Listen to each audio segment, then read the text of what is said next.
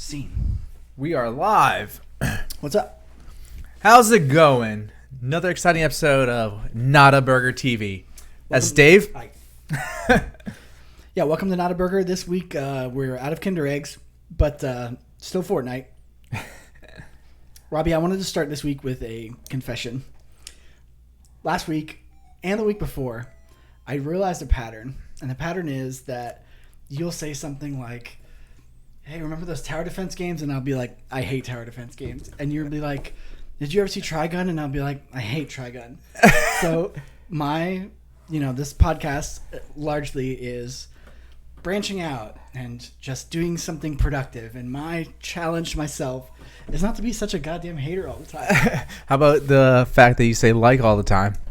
That's another confession. I didn't know if I wanted to say that or not, but yes, it's not as good as I want it to be, and it's not as bad as it could be, because immediately after I watched our video and saw how many times I say the word like, I went and saw someone else's video and it was 10 times worse. So I was like, oh really? I immediately felt better, but there's still room for improvement there. So yeah, and a lot of growth and personal introspection. So what's funny is that he texted me and told me that I can't remember what the message said, but it was something to the effect of, oh my god, I just watched that video. I didn't realize how much I say like. I sound like such an idiot or something like that.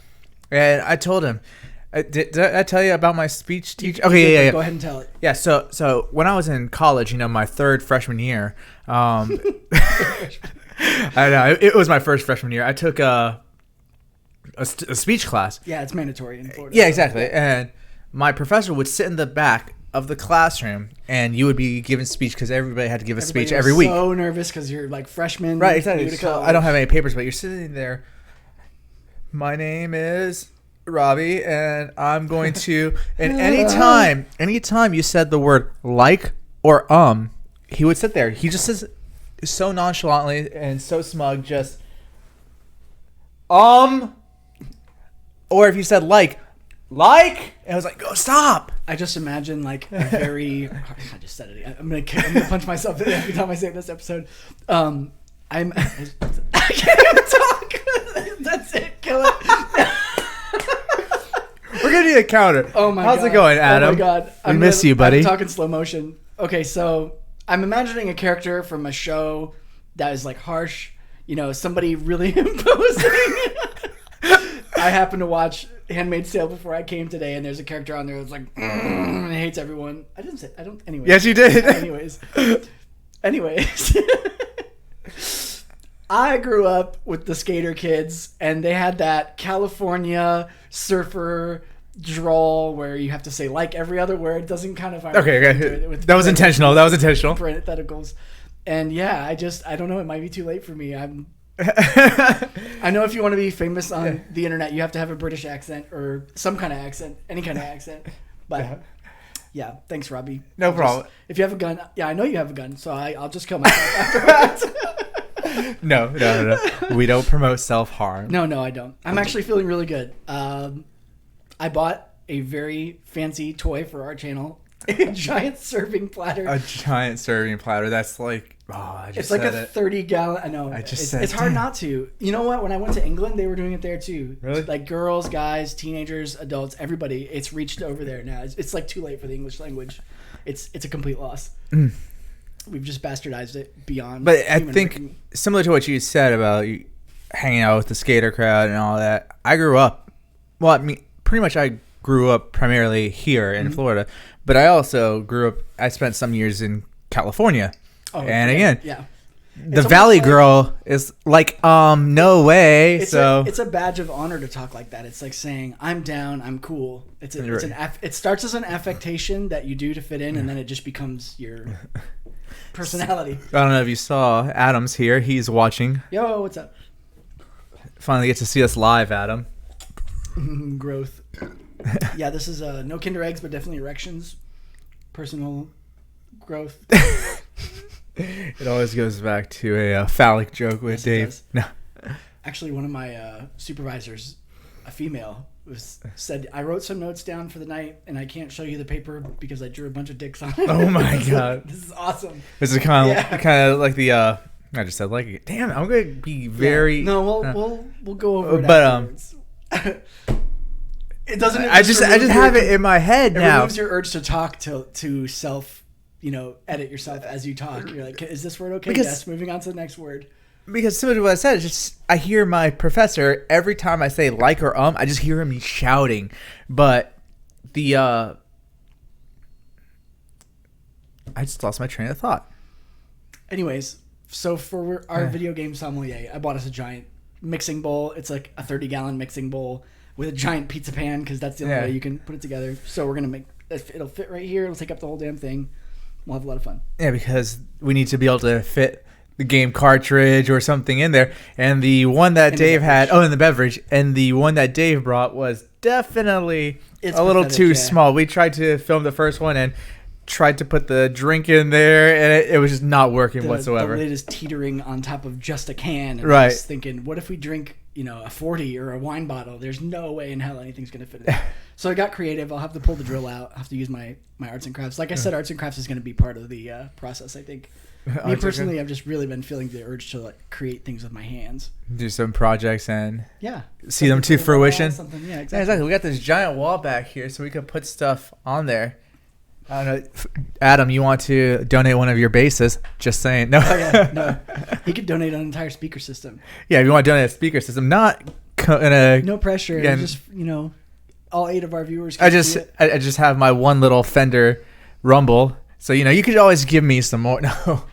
Like I said, I'll let you start tonight. Start at the top of tonight. No, I just wanted to stop being such a goddamn hater. I went home immediately after talking to you about Trigun, and I said to myself, I know he looks like an edgelord, but everyone says it's good, so I'm going to watch it. And I watched probably 16 episodes. Of Trigun? Yeah. You watched 16 episodes? Yeah, I was here less than a week ago, and I've watched 16 episodes since then, so... I mean, the episodes are pretty short. Yeah. They're about 22 minutes. You know what's really weird about that show, too, is the intro is outrageously long. Like that like metal kind of... A lot of shows, I kind of get into watching the intro, and I'm like, Death Note.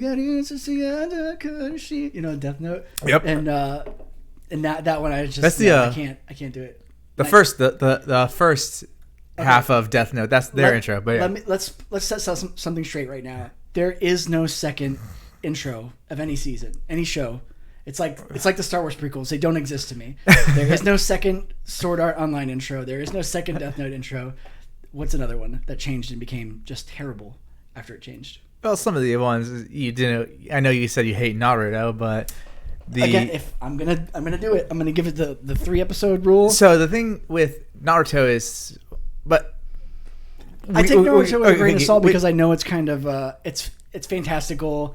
It's kind of like, I feel that a lot of animes have this urge to create a system, whether it's stances or jutsus, and that's the thing that kids on the playground are going to be like, I'm going to do a jutsu, and if you see that, you're going to go, this show is probably garbage. But if you just get past that... You just hate it. Again, this goes back to the conversation where we're talking about hating on something because of the crowd. Yeah. Me with Doctor Who. Mm-hmm. At first... It was, I don't like it because of the people that were there. And then I watched it and I'm like, no, I just hate the show. That's just it. You did your due diligence. Right. You're so allowed to have an opinion, but absolutely. My haterness was like not even giving things a chance. But, all right, so. And I felt that I was missing out myself and I was doing a disservice to everybody else who might be watching and going, I really like that. So if you do Naruto, the thing with that is you have to kind of suffer through Naruto. Mm-hmm.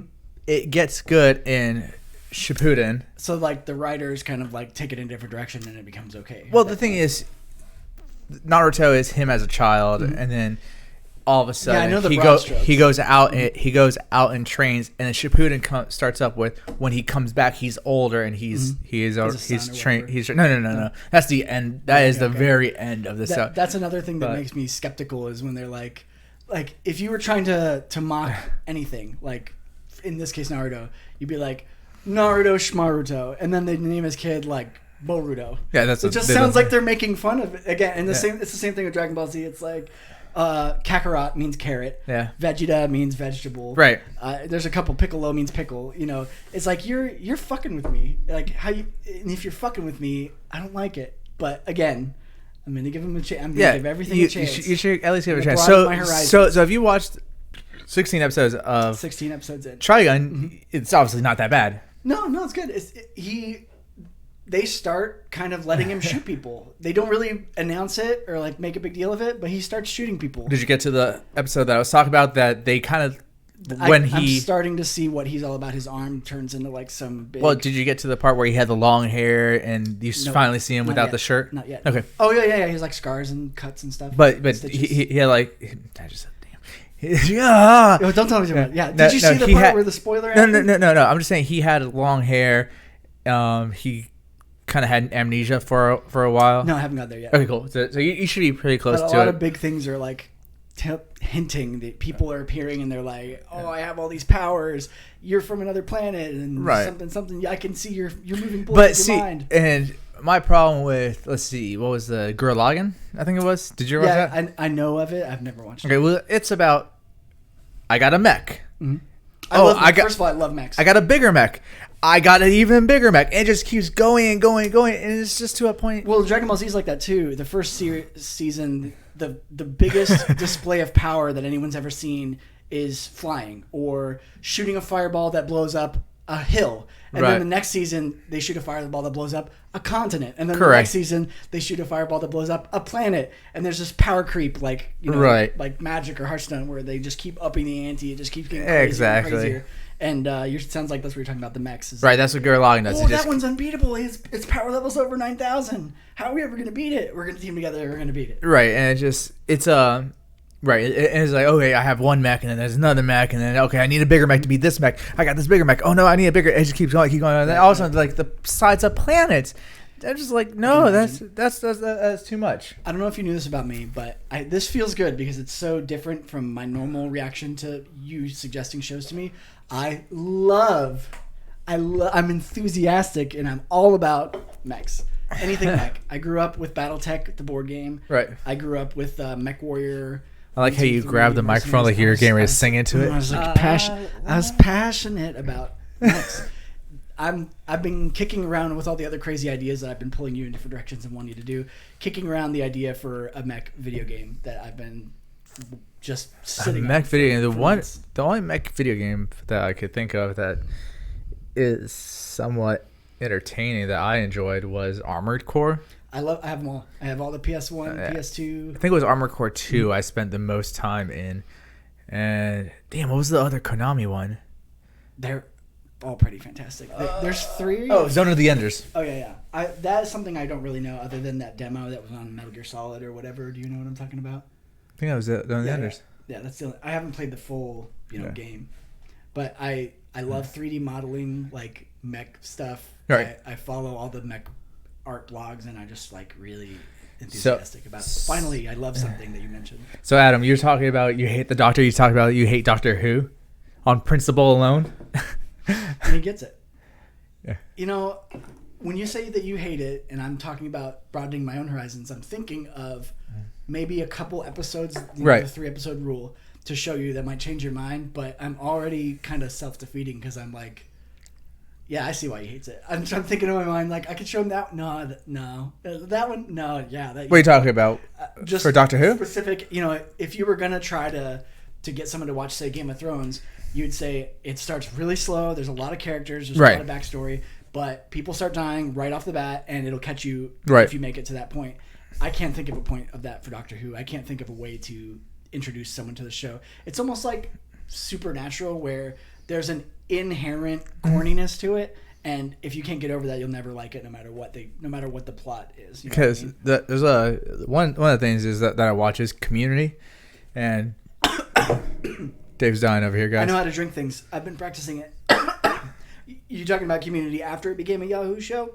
No, before. Okay. Why would I talk about it? No, just like you talking about anime. There is no after. There's no what is it, the 4th or 5th season and on, because after Troy left and Troy was like one of the best parts. Pierce, let's be honest. And Pierce went away. It's no. Well, I'm glad you said that because I've never seen any of the episodes of the Yahoo version. In fact, I didn't even know they existed until yesterday. Yeah, so they make fun of Doctor Who with Inspector Space Time. It's an easy target for sure. And I think that's hilarious because, it's exactly what it is. Because, again, I've given the episode a few tries. It a shot. Instead of the... It's a fun show to popcorn and watch, but if you really try to follow the plot, it becomes very... There's a lot of time travel and paradoxes. But to the show's credit, they don't take them really seriously. No. If it was, say, Terminator... There's a very concrete plot line that has to be fulfilled by going back in time. Mm-hmm. And some shows are really terrible about that. For instance, any Star Trek show at all, any of the series is terrible about time travel. I've seen episodes where the conflict is that every part of the ship is stuck in a different time period. So they're going to try to stabilize the time field or something. It's really terrible, and anybody with any sort of like theoretical physics or quantum physics degree is probably just screaming at their TV. But the way that Doctor Who gets around this is he's like, it's just timey-wimey mumbo jumbo, don't worry about it. It's kind of like, we know it's nonsense, okay, just follow along, we're having fun here. And that's and again, I've tried to watch multiple Doctors, multiple different, because obviously I know this thing spans all the way back to like the 1970s. Yeah. For me, so I try to give it some chance. Like, watch Doctor here, watch Doctor there, and I really think that David Tennant is overrated. Too. What? I thought you were gonna say you like him. Nope. Okay, I can see. Is that the only thing you've seen him in? No. Doctor Who? Because have you seen Broadchurch? No, but I have seen him in Harry Potter, and he was okay in Harry Potter. Have you seen him? Have you seen him in Jessica Jones? No. Oh my God, yes. I did. He's the main. The best villain. The villain. Yeah. Yeah. I thought he did great in that. What are you talking about? It was all right. I don't think that I really cared for the show as it's. I didn't care for Luke Cage either. Both of those I didn't really care for. I hated Luke Cage. I hate the Iron Fist. I think the Iron Fist is the wettest, soggiest muffin ever of a superhero. He is wettest, soggiest. My God, that is not an adjective that I would ever describe a superhero as. He's an uninteresting hero with an uninteresting power and an uninteresting alter ego. He's the only one who's completely useless in all three of his main points of him. I don't care about his love interest. I don't care about his rich kid friend backstory. I don't care about any of it. He's terrible. The writing's terrible. The whole thing's terrible. I gave it a chance, so I can say that. Yeah. So is Kat watching as well, or is that you saying she's in bed? I was curious if both Adam and Kat are both watching. Yeah, they just explain it away. The Star Trek explain it away with Q. That's exactly what they do. It's just like, yeah, whatever. It's funny. It's not Roddenberry. It's one of those. Do you remember who founded Scientology? Was it Roddenberry? No. But it was a sci-fi author. L. Ron Hubbard. Thank you. Yeah, so same kind of thing. The same people who are saying, "Jeez, 7:30. Time, something time," are going, "We figured out the secret of all existence. Now give me your money if you want to get up the wheel of existence." That's a whole nother topic for another. That's a South Park video for another. Yeah, exactly. It's funny how so many important topics have been tackled through South Park. Yeah. I was just trying to think about something about sci-fi. Oh, what about we're talking about sci-fi now and stuff like that. Sure. Battlestar Galactica. Which one? Because the second one. The one with the hot girl that's like all in his mind. Yes. I enjoyed the show. I mean, it wasn't going to win any awards or anything, right? I think it did. I think it was some sci-fi awards. My idea of something very memorable is not always the general public's idea of something very memorable. To me, that show is a doctor who is a saboteur going against the good guys, who's like a conflicted villain who doesn't really want to be a villain. Yeah. I enjoyed that character a lot. I thought that there was a lot of dimension there. Yeah. But as far as the overarching plot, I really don't remember a whole lot. Okay. Did you love it? Is that where you go? I'm just trying to think of other shows that I watched that you're just gonna be like, I absolutely hate it. I'm just trying to think about. I was fine with that. I mean, you know what show's really terrible? First of all, when I say the Sci-Fi Channel, take your pick. There's plenty of terrible shows that have been on the Sci-Fi Channel, but I think it's Farscape, where the aliens are like, just how in a Star Trek they take a human's face and they stick some crap on it and they're like, this is a Klingon, and then they take a human's face and they stick some crap on it and they're like, this is another thing. And in Star Wars they go a little further to add like tentacles, and some of them look pretty cool and have cool backstories, although a lot of the names are really stupid. But Farscape was like the laziest. you could imagine of making another race. I never watched Farscape. Oh my god, it was so bad. It was like a high school drama production. I just couldn't stand That good, it. huh? Yeah. My wife loves just... I think she takes joy in liking something that's a little bit terrible because she becomes attached to it for being the underdog, for being something that people hate and going, shh, you're still good. I still love you. It's really weird. You know, I heard a study that if there is something that people are conflicted about, you love it more. It has something to do with psychology. It's like, this is my thing. I love it. You hate it. Therefore, I love it more. Oh, okay. Because I was gonna say, then how's anything being conflicted if right? But I guess you personally, it's like a polarization. Like okay, you personally, I was just thinking, okay, I like Star Wars and you don't like Star Wars, but as you're saying, you like it more, but never mind. Yeah, I understand now. Okay, I'm dumb. Yeah, I get it. Robbie, what's the thing that you have to open your horizons and see? Not Doctor Who, because we've already established that that's no good. But what's the thing that you've always been holding on and I don't know. There's really not much that I could think of. I watch. You know what's weird? You say to me, "Oh, I've seen this, but I've never known you to just like sit around and binge TV shows." Is it second monitor material or what are we? No. I really do binge watch stuff. Huh. Like one of the things that I haven't seen that I know a lot of people watch is that Agretzko. Never. Oh, Gratsuko with the cat. Yeah, it's Agretzko because the character's name is Retsuko and the Japanese is aggressive Retsuko, but when they convert it to English, they just put Agretzko. But gotcha. Yeah, the little pop up has come up on my Netflix or Amazon? Oh man, yeah, we'll have.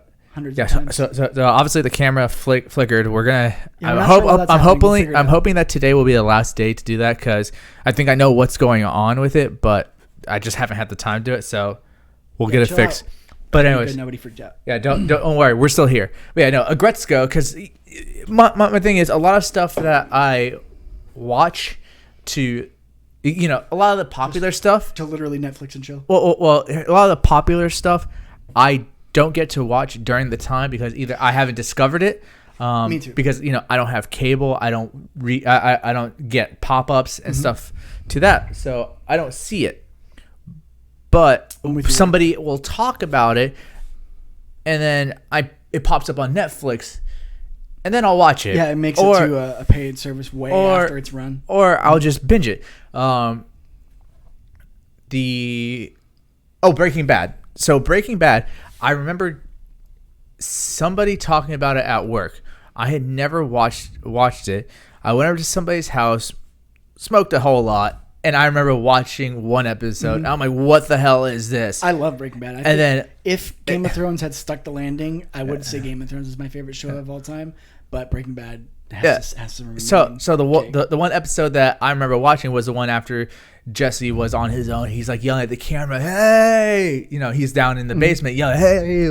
Make fun of the camera, spinning around the chair and stuff like that. And I was like super baked, and I was like, that is hilarious. The writing's really good. And then I went home and I watched it all. However, I got in just before the final season was going into its break, before the halfway mark. Right. So I was able to binge watch all that stuff. And then I watched that almost sounds ideal because you didn't have to suffer through all the drudgery with his wife waiting what would happen from week to week. You got to skip right to the good part where it was some crazy, climax of everything coming together. Yeah, How I Met Your Mother is a show that I watched. I actually watched How I Met Your Mother because I was living at my parents' house, and watching shows as a kid with my parents was like a family tradition thing.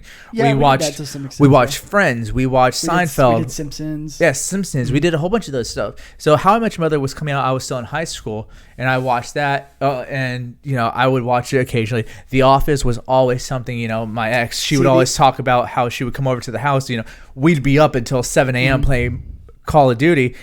I'd fall asleep and she'd come over after school and I'd have the Office because I fell asleep watching The Office. I've seen a couple episodes of The Office, but for some reason the whole bus just missed me completely. Yeah, and I know that everyone's obsessed with it. It's a Netflix staple. It was a Netflix staple. There's nothing that I feel like I need to broaden my horizon. It's just I watch it I get into it way too late. I Okay, got I into see what you're I got saying. into Game of Thrones. So you're not holding out and saying, "Fuck that show." You just didn't happen. Right? No, it's just I didn't happen to see it. So Game of Thrones, same thing. I did not care for Game of Thrones when it was coming out, just because I was already too late into it. And then my ex, a whole bunch of years back, my ex at the time was telling me, "Oh, you should watch it." So I was able to watch pretty much the first 2 seasons because I just went on to the internet and borrowed it. And we don't pirate. We just borrow. Well, I was And able then, to watch. yeah, I'll just watch it like that. I was able to watch Game of Thrones on a plane, like using the airport's Wi-Fi or whatever. Yeah. To get it on my phone. So it's not Right. it's not hidden. It's not a secret. Right. So I watched most of Game of Thrones, and then I got up to the Red Wedding, and that's pretty much where I stopped because I think that the show was going on at the time, and I was just busy with work and everything. Sure. That's right. And again, I don't have cable. I don't do that kind of stuff. Right. I barely am home to watch Me to neither. watch TV. My wife watches TV all the time. So I just canceled cable, and I don't see these new shows. I hear about them after the fact. And Gretzko, I only know about it. Like I only recently started watching it because one of the other Rocksmith streamers, he loves Gretzko. Shout out to you, Osbug. But I'll check it out next. He loves Gretzko. All his stuff is like themed to like, well, not all of it, but a lot of it's themed to Gretzko. So let me try it. And Kate, she's watched it and she said, "Oh, I love it." So I was like, "Okay, turn it on." So this is like 3 days ago. Wow. And now I've binged a whole bunch of it, and it's just like you said, you don't see me. I'm not I may not be, but most of the time when I have nothing to do, I'll binge it. Sure. But if I've watched a show, I do second monitor it. Because if I've watched it, Battlestar Galactica, I've watched The Girl. That's me, like late at night watching Cowboy Bebop again while I do something. Right, exactly. Like, I know it doesn't really take my attention because I know what's going to happen. I'm just here to remember. Exactly. How much I like it. And that's just it. I've watched, I'll have Gundam Wing, Cowboy Bebop, Trigun, The Office, Battlestar Galactica, whatever these shows that I've watched religiously and I'm very familiar with, I'll second monitor it. And that's how I'm, on the 20th playthrough of whatever. Okay. Well, the same way that you hit Breaking Bad the perfect way, just at the right time, you got to binge the whole thing without having to wait every week. Right. You got to catch up right before the climax so nobody ruined it for you. That was me with Game of Thrones. I hit it right when a couple of the books were out, and then I could read all the books to get caught up with the show and then know just a little bit ahead of what happened, but not enough to spoil anything. Right. And knowing all that, even though a lot of people are pissed at the way the show, and myself included, I have to recommend to you that show just because it was such a social phenomenon. Right, no, It's absolutely. Like And everybody saw it. Everybody knows what happened. I want to continue on. However, so Naruto. It's a big time commitment at this point. Yeah. Naruto. I started watching Naruto in 2007. I want to say 2008. It was just shortly before I met y'all, and like a year or two before I met you guys. And I was living with my roommate, and he had it, and I watched. Like I said, Naruto, the first series is about 200 episodes. Then the second series, Shippuden, is like 800. Goodness gracious, this is like not One Punch, but what's the stretchy guy?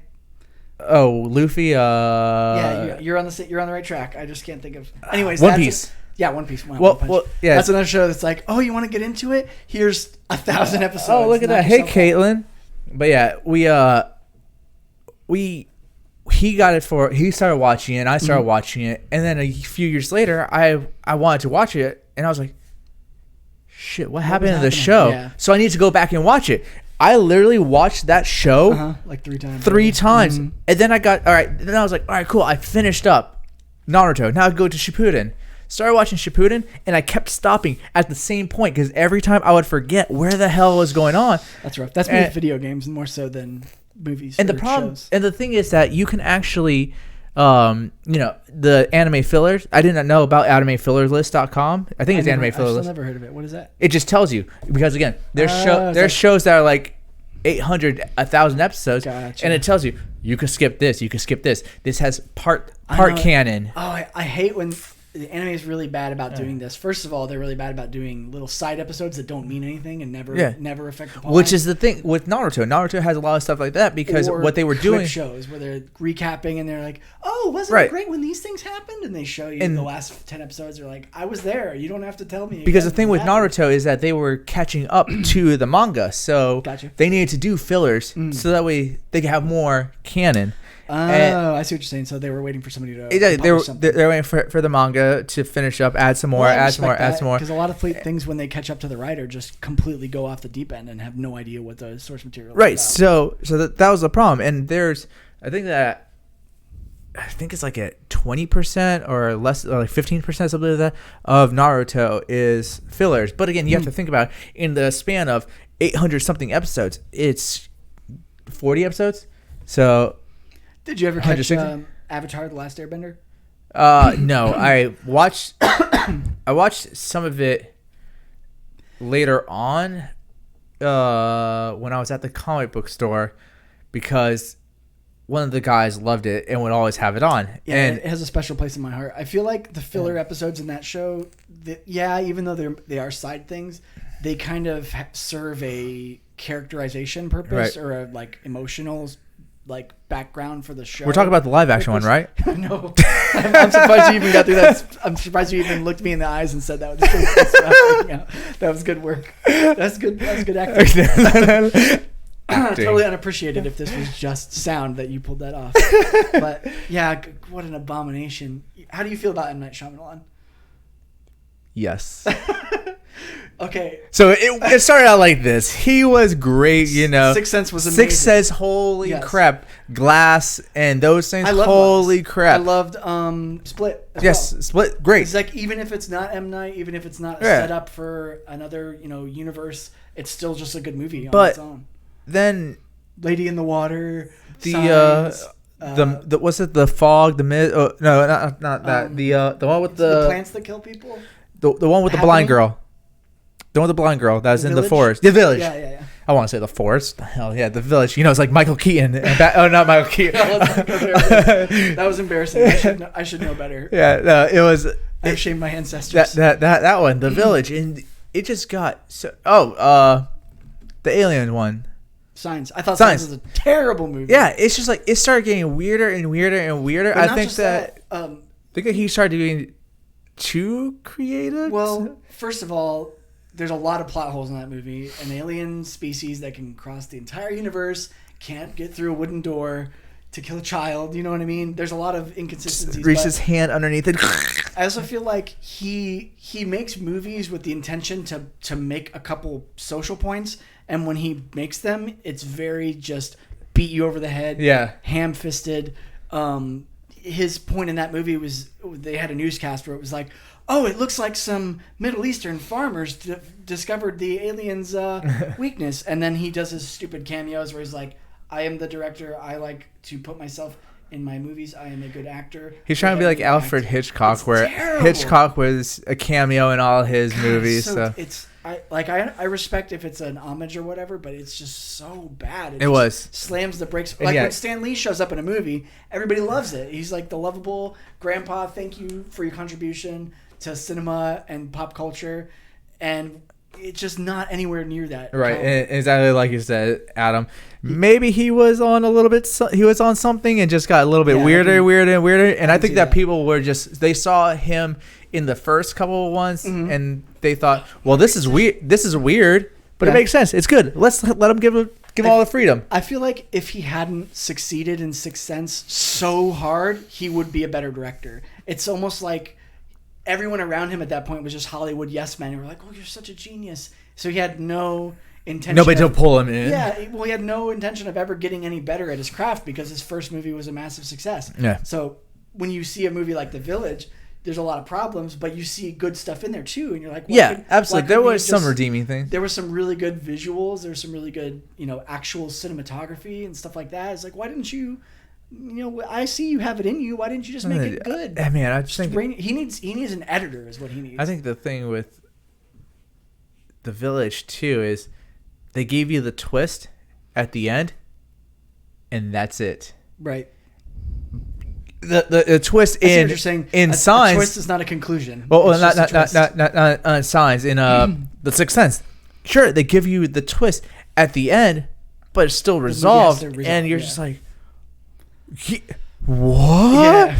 Obviously, don't want to spoil it for anybody in the audience, but that's the other thing. But I think it's way past the spoiler alert. Right. Since his first movie had a twist, he was like, "Oh, I'll have to put a twist in all my movies because that's what people want." No, it's not what they want. It's like the Family Guy. The Family Guy. What's a twist? Like, no. But recently, I actually kind of warmed up to him a little bit because I rewatched his trilogy.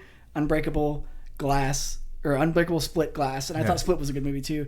And I was like, I really don't like M. Night Shyamalan, but I actually think that kind of worked a little bit. I think the redeeming thing with Split is James McAvoy. Yeah, his performance is amazing. Holy crap! The way that he could go, and especially how he quickly transitioned from one character to the next when he was getting the demon or whatever it was. You just see him just like. Ooh, honestly, I think that James McAvoy is kind of one of those people that just kills anything you put him in. I've always loved everything he's been in, and coming up, he's in It too, isn't he? He's Finn Wolfhard grown up. Yep. Yeah, I think. Wait, no, Barry is Finn Wolfhard. I'm not sure what character he is. Yeah, you're right. I don't remember which kid grown up. But anyways, Barry, you don't know his name? You ever watch? Not off the top.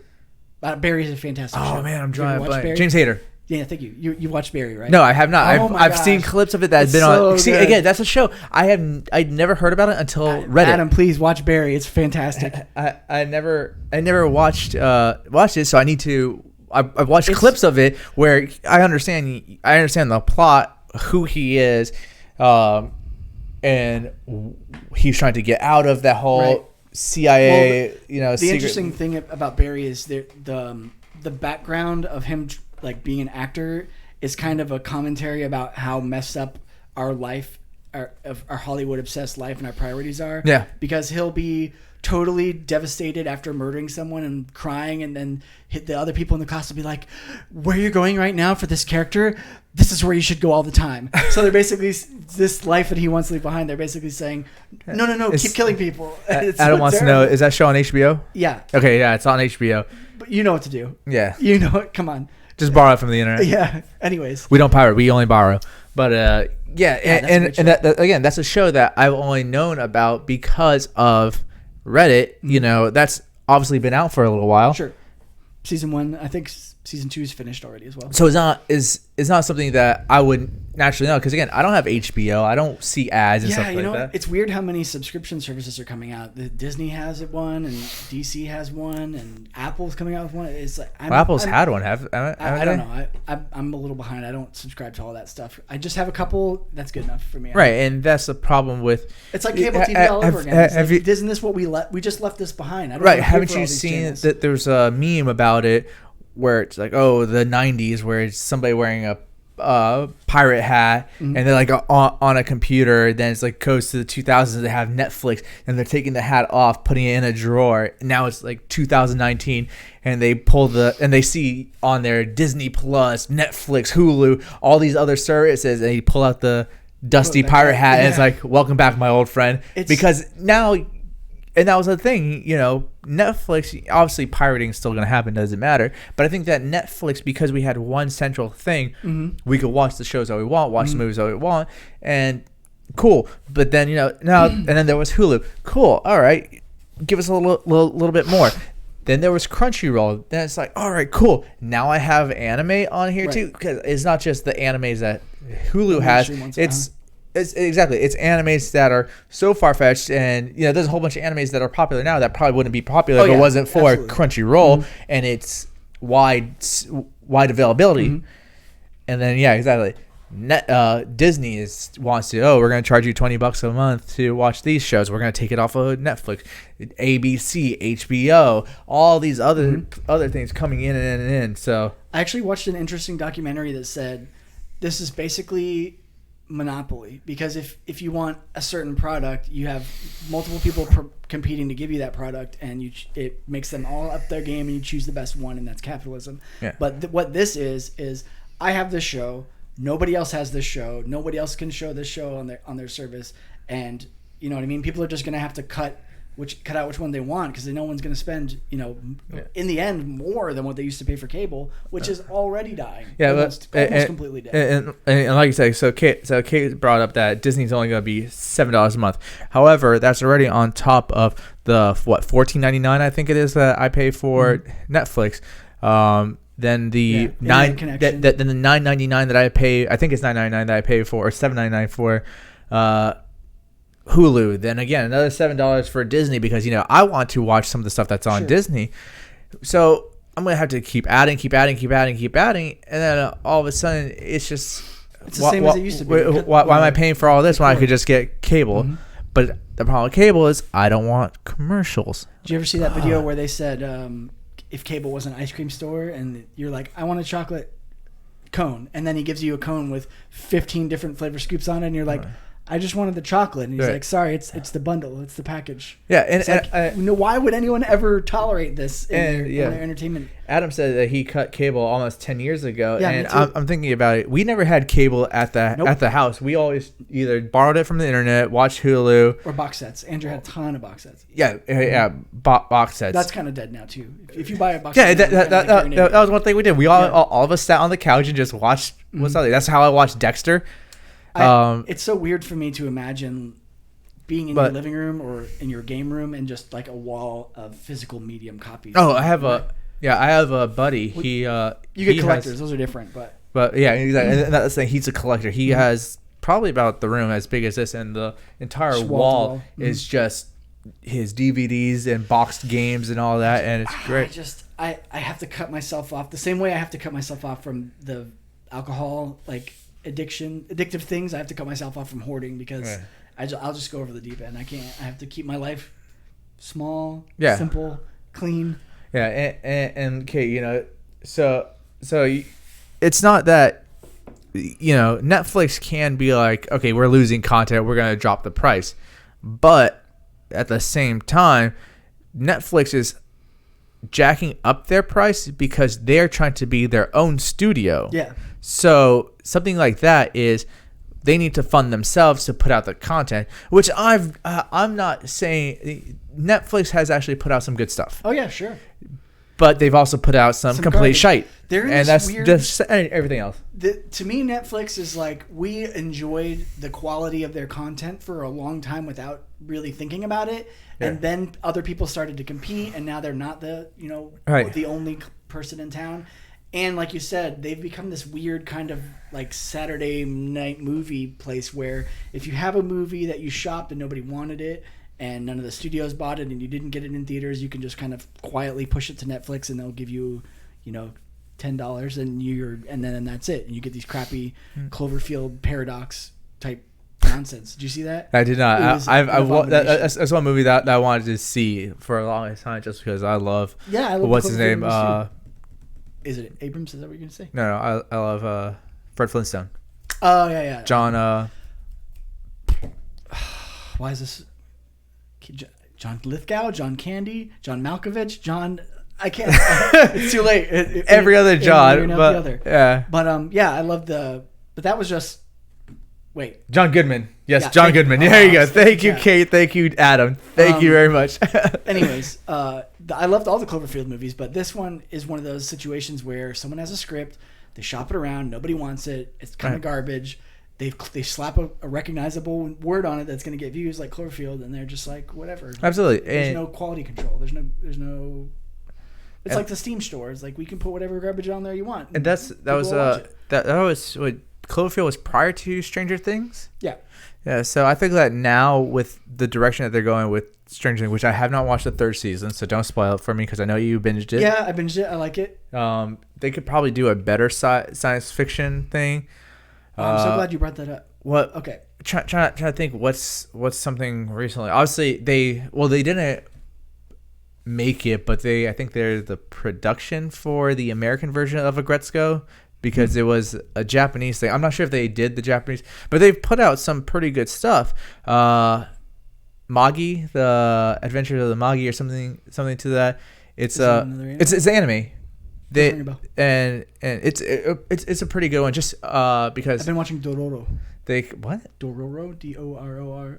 Never heard of it. It's a. I thought you were talking about really good. Dororo. I think it's Amazon Prime actually, but it's a guy who his parents tried to sacrifice him to a demon to protect their people when he was born. So he was born without arms, legs, skin, hearing, sight, but he survived somehow, and he's hunting the demons one by one, and each time he kills one, he gets something back. Interesting. So that it has this like kind of like heartwarming, uplifting Mushishi type introspection where he regains a sense, and he's like, I've never seen before, I've never heard before, and he has to keep. And the more demons he kills, the worse off the people are, because Dororo the Explorer. Dororo the Explorer. I know it's a weird name. But it's a good show. It's really good.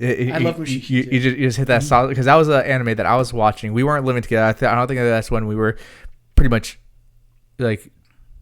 I wouldn't say it's not. We weren't talking, but we've been friends. You mentioned that because Christine knew that you would love Mushishi. She was like, Robbie loves Mushishi. Yeah, and that's the thing. I saw you post something on Facebook about Mushishi, and I was like, oh, girl, hold on. Dave likes Mushishi. All right. So we're hitting a point that's coming to a head in my brain right now. Okay. We talked about Game of Thrones. We talked about Mushishi. We talked about Stranger Things 3. The two things that I look for more than anything in my entertainment right now, because I feel like it's all sequels, it's all reboots, it's all garbage, is original ideas and swords. If anything with swords, I'm down. Vikings. But what about Mushishi? Mushishi has no swords. Well, that's what I'm getting at. Mushishi is an original idea. There's no conflict in the traditional Western sense. There's no bad guy that has to be killed every episode. It was so There's no good. Overarching monster that has to be taken down. It's just kind of. Well, it's like a social problem that has to be solved, because the spirits aren't angry because we're at war with them like they would be in, say, Princess Mononoke, or some Escaflowne Valley of the not Escaflowne, Valley of the Wind. Anyways, another anime. It's just that we're not living in harmony with nature. We're not living in harmony with spirits. That is cool. It's like so they look for they're challenging themselves to be better people every episode, rather than. Right. Which is a very Avatar: The Last Airbender idea too. It's very like socially conscious rather than just conflict. So not to take off your thought train there, but it was looking for swords and new ideas. Stranger Things is a new idea. Well, arguably it's Ghostbusters, but the fact that there's a psychic girl. They go a little bit over the top with fan service in season 3, but that's fine. I love the stuff that they're serving, so I'm on board, but I just feel like they have to not jump the shark. I mean, speaking of serving, Kate she hasn't watched the season 3, but she's all about the some of the merchandise, and she apparently was going out to Baskin Robbins to get the ice cream that Target's crazy too. You can get like the Scoops Ahoy pillows, like the ice cream shop that they work at. Well, she was looking for it at Target, but I guess that they didn't have it anywhere at the Targets around us. Super fast, yeah. Yeah, apparently the one is like, I don't know, like half an hour away. So they had Coke cans where the logo was upside down and it said Stranger Things upside down or something. That's like that. cute. Yep. Just little stuff. But yeah, I just need new ideas in my life, like new animes that exist outside the bubble. Space Dandy is another one that exists outside the bubble that's been like Space Dandy, but that was suggested to me. Space Dandy is one of those animes that I tried to watch, and the thing is that it was coming. I was watching it because I was all excited. I was all excited because obviously it's the same guy from Cowboy Bebop, and exactly. And again, he combines two different things. It's not Western, not like a Western meets space, because obviously that's Cowboy Bebop, but it's still shoot 'em up meets high tech space, not But it's also like. I haven't watched it yet. I've just seen a bunch of recommendations for it, so it's on my watch list.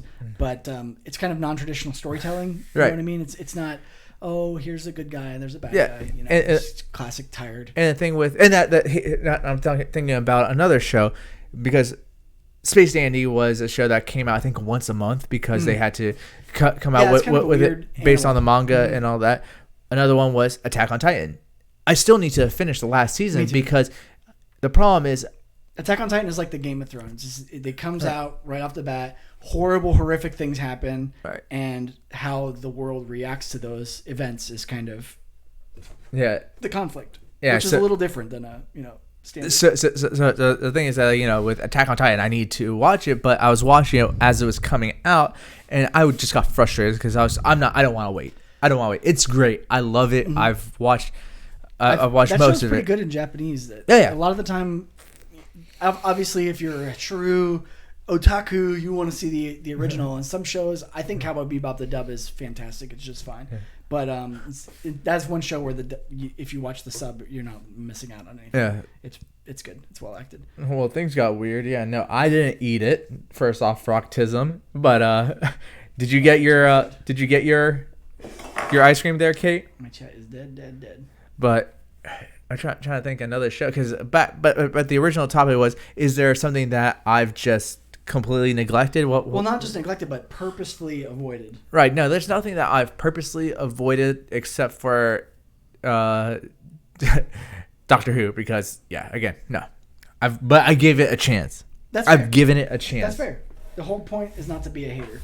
Yeah. I didn't want to be that guy, who was just knew everything, the internet is a weird place because for a long time everybody wanted to see people be angry. You got angry video reviews, angry game reviews, these are things that people wanted to see people shit on things and tear them down, but at the same time, is that really what I want to do all the time? One of the things we wanted to do here is just have a good time, enjoy being here, not freaking have a heart attack and drive your blood pressure through the roof just because everything is, Alex Jones all the time.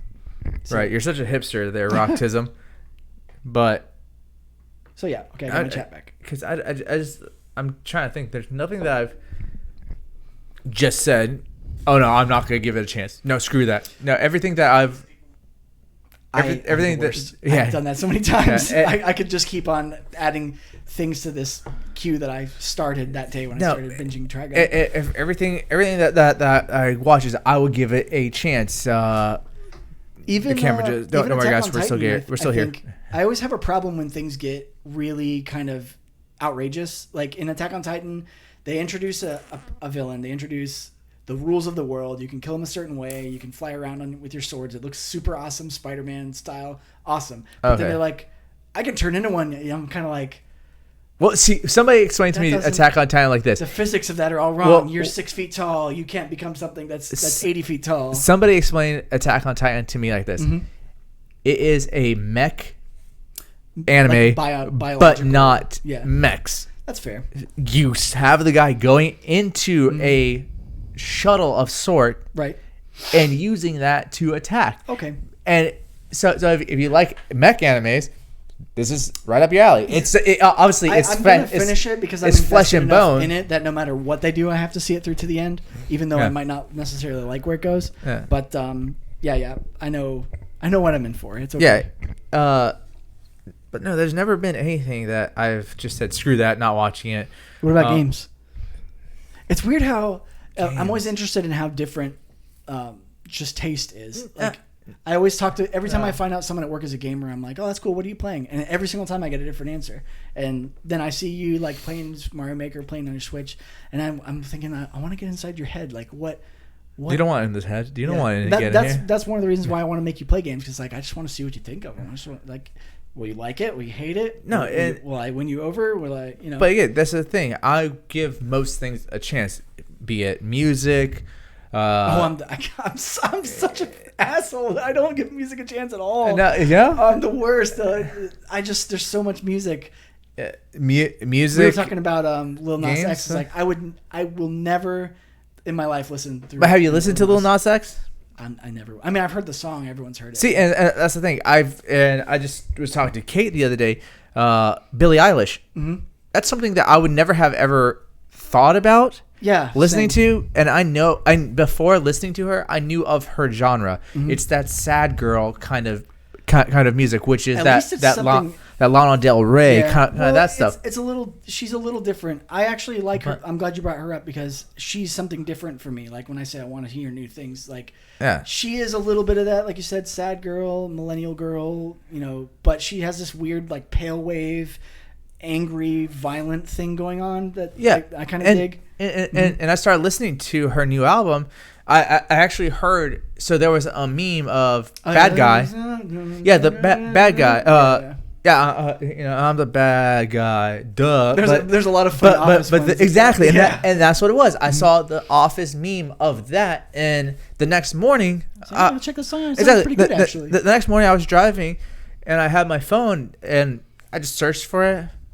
Okay, I'll give it a shot. And I listened to that entire album. There's probably like 2 songs that I don't care for, but other than that, solid. it's pretty solid. Yeah, I like the minimalism of that song. It's very. I hate mumble rap because I really want to see what someone can do with words. I want to hear some clever like Eminem rhymes and stuff like that. And that song is a little bit minimalist, but it actually works. Like the snapping and everything. And that's the thing. A mumble rap I don't care for, or trap music I don't really care for. I understand where it sits in a certain community, what it means to these communities. Yeah, but you got your club thumpers, you got driving music. But it's just not something that's my thing. Again, I've given it a chance. Sure. I've listened to it. Dubstep, I think dubstep was I never gave dubstep a chance. Dubstep was one that at first I was like, I'm not listening to this crap. It is complete garbage. And then I started listening to some like if it's popular, it must be shit. No. Like if I see something just absolutely explode and take off, I'm like, it must be shit. Well, Dave, not Dave.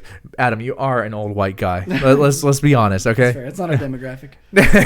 But no, it's I said screw this, and then when I was working at one of my old jobs, one of my buddies gave me his Pandora station. He sent me a link to his Pandora station. I added it, and I started listening to it, and then I realized, okay, this is something that I could work to. I'm not against electronic music in general, but there's just something about when they give it a very like clicky, trendy name like that, dubstep, that I'm just like, I'm probably gonna hate it. Like trap is another example. Is like if it has a buzzword that describes the sound, I'm gonna hate it because it's a lot of the time it's just lowest common denominator. Right. Whatever it got popular was because it appealed to a broad audience, and it did that because it was dumb. There's some dubstep that I don't care for. Yeah. And I'm really glad came out of dubstep is like chill wave. Exactly. That's what I was going to go to. I started listening I started finding subgenres, and I started leaning more towards that. And then, I started listening to more and more stuff. But, and then also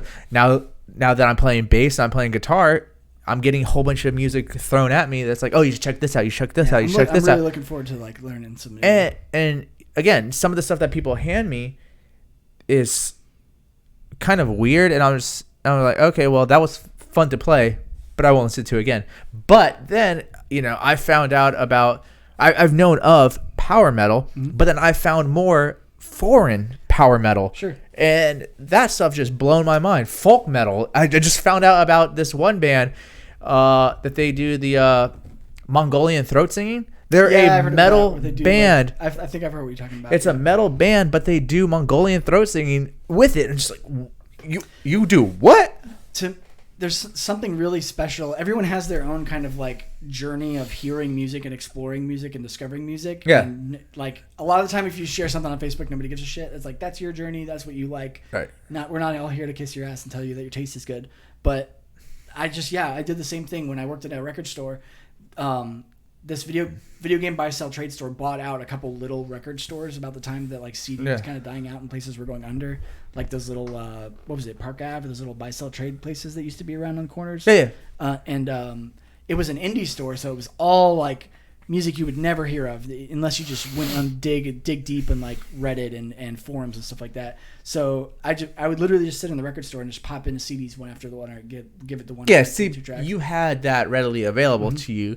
The only way back then in high school, I was subscribed to, I forgot what magazine it was. Oh my gosh, yes. But that was the only way that I heard of. Probably AP. Well, yeah, definitely AP. Warped Tour type shit. Exactly. AP also, I think it was annually, semi-annually, they put out their mixtape CDs that came with like certain issues. Oh my gosh, it was the same thing with demos of games too. Yeah. Like, oh my god, I got the PlayStation Magazine. Yeah, they did that.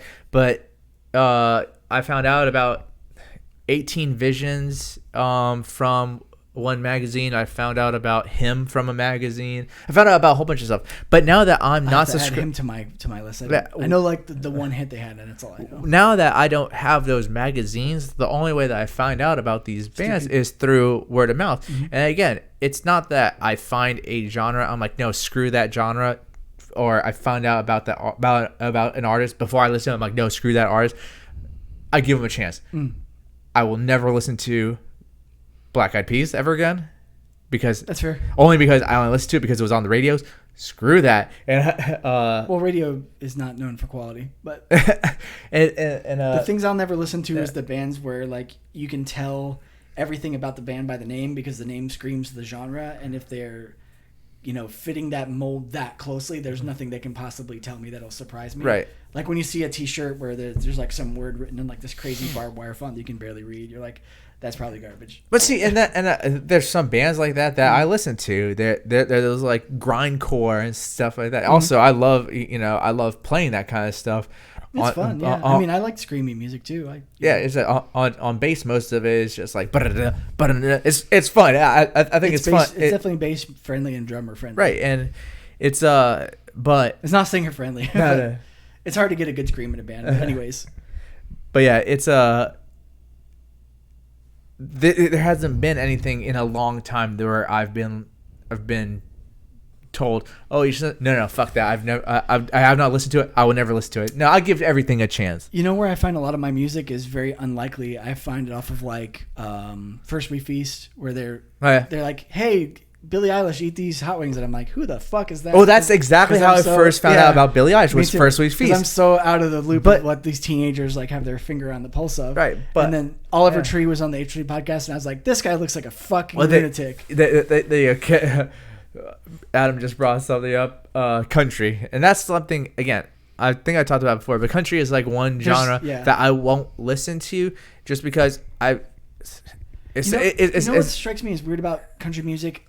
A lot of music is universal, and a lot of music is very tribal. It's like if you're not in that tribe, that music is not.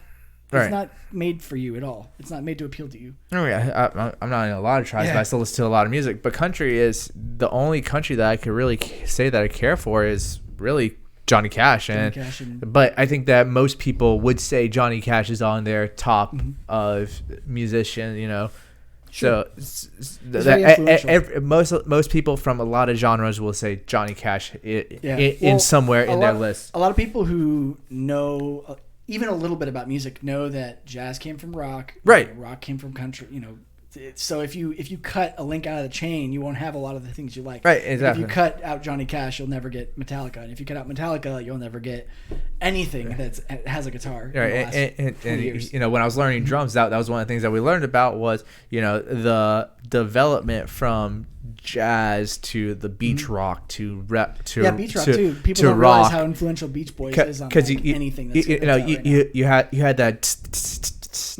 And then they kind of like beach rock kind of like flattened it out to and then all of a sudden it started going more and more and more, and it was just we learned about that. And yeah, exactly. If you omit that, then you don't have this. You omit this, you don't have that. I heard a really interesting mini documentary on Ozzy Osbourne.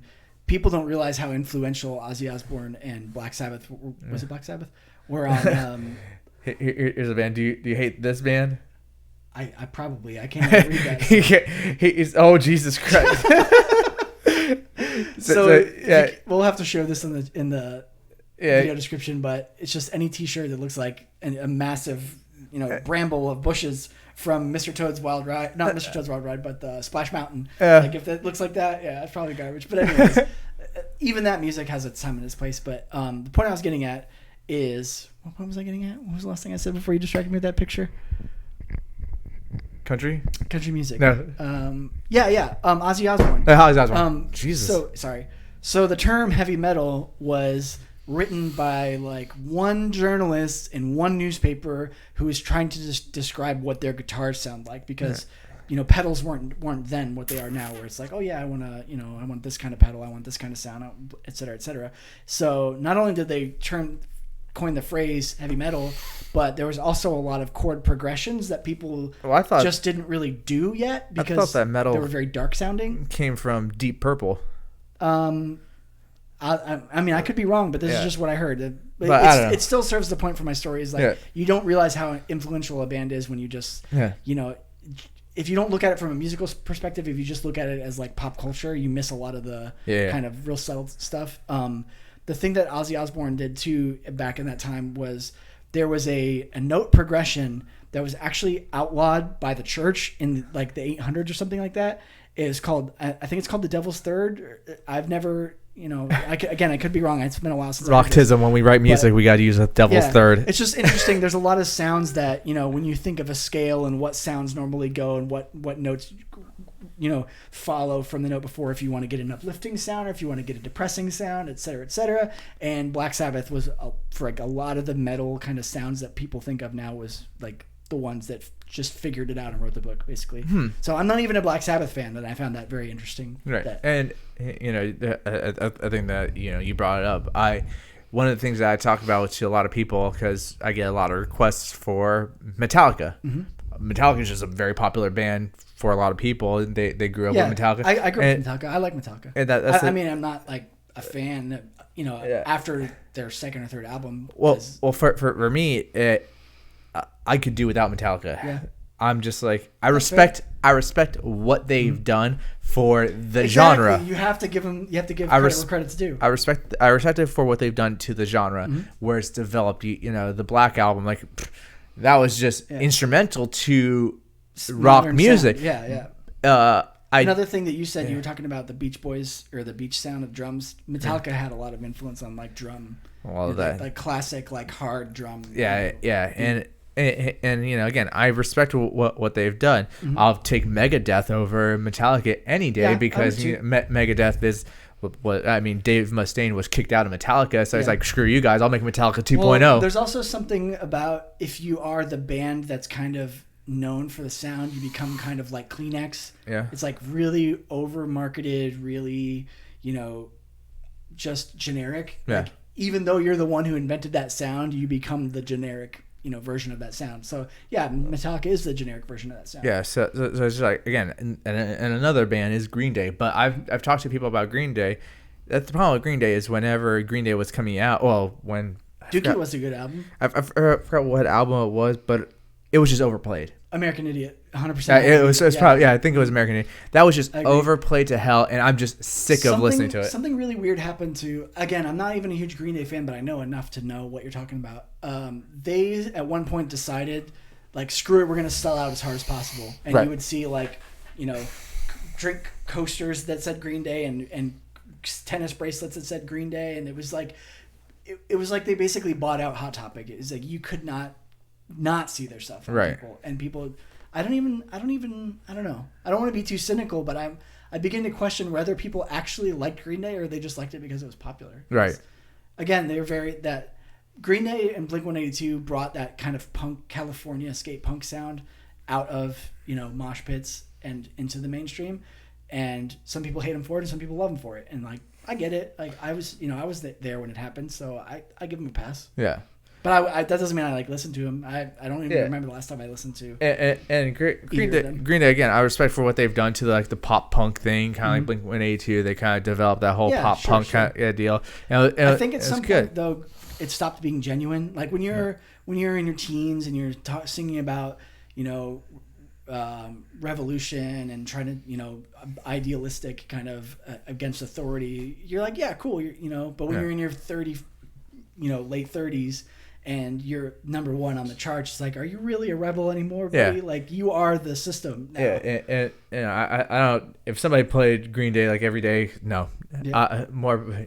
You're a trooper, Adam, for not killing him. Yeah. But again, that's another one that people request. So me play some Green Day, and it's fun. It's actually their bass lines are fun. Their bass lines are fun. Mm-hmm. Me learning electric guitar now, this actually pretty simple because it's a lot of power chords, so it's just it's easy for me to learn. And again, most of it is fun to play. Do I want to listen to it on my day off? Nope, hell no.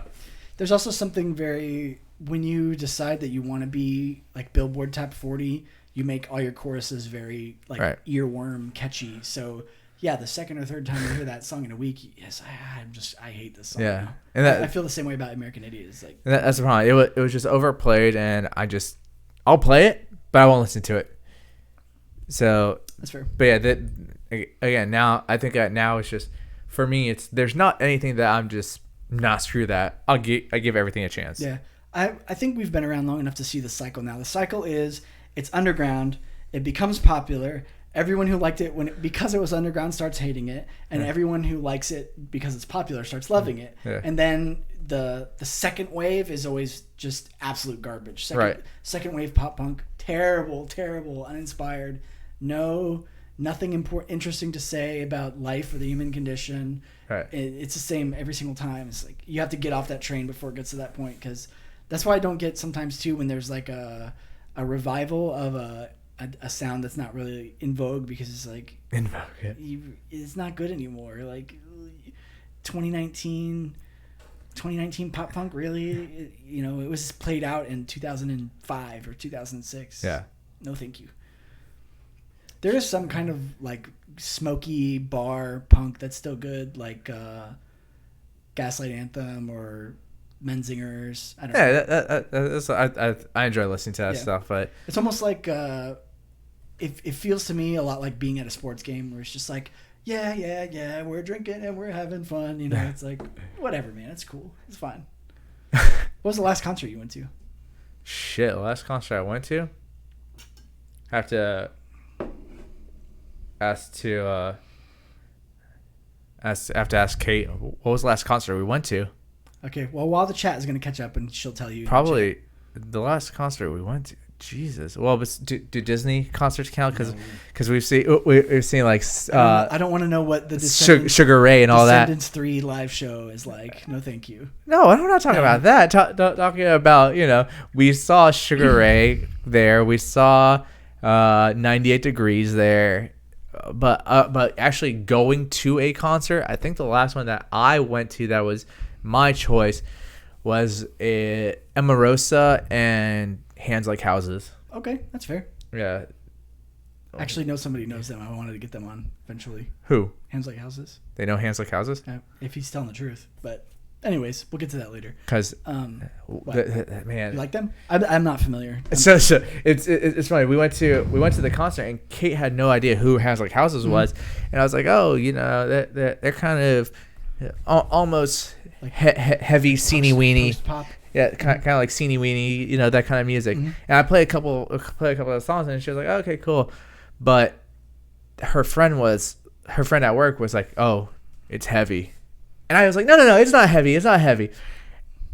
And then they started with one of the songs from their new album, and that bass line happened, and I just felt the speakers just hit me. It was at Back Booth, so obviously we've been to Back Booth. I don't know how many years now. Yeah, exactly. Times. Yeah, so it's a small area, and it's just like the bass line starts. I'm like, I can't breathe. The double bass pedals going. I'm like, oh, okay. So I'm like, all right, it's a little heavier than I thought. Must have had. It seems like there was a period where a lot of bands had the same kind of names, and I've just confused a lot of them. I think I've confused them with someone else. But I do know that that's the band that this guy says that he knows. Yeah, so I don't know where they're from. So Adam says the last concert he went to was Warped Tour a few weeks back. I thought so. Kate was telling me about Warped Tour. I thought that Warped Tour ended. Exactly. Yeah. It was supposed to be the last Warped Tour, last year or something like that. And I actually think I had a free ticket to that, but I didn't make it. Yeah, and she was telling me that one of her friends was. Oh no, her coworkers were going up there to go work it. And I was like, I thought they ended. So I guess that it's only like certain areas. Where did you see it? Oh, it's not. Maybe it's not a tour anymore. It's more like a festival. Is Warped Tour still touring, or is it like Dave said, a festival? Because I'm just curious because I thought that a year or 2 years ago. Oh wait, 25th anniversary, was that the last one last year? Oh no, a few years back, Atlantic City. Okay, a weekend festival.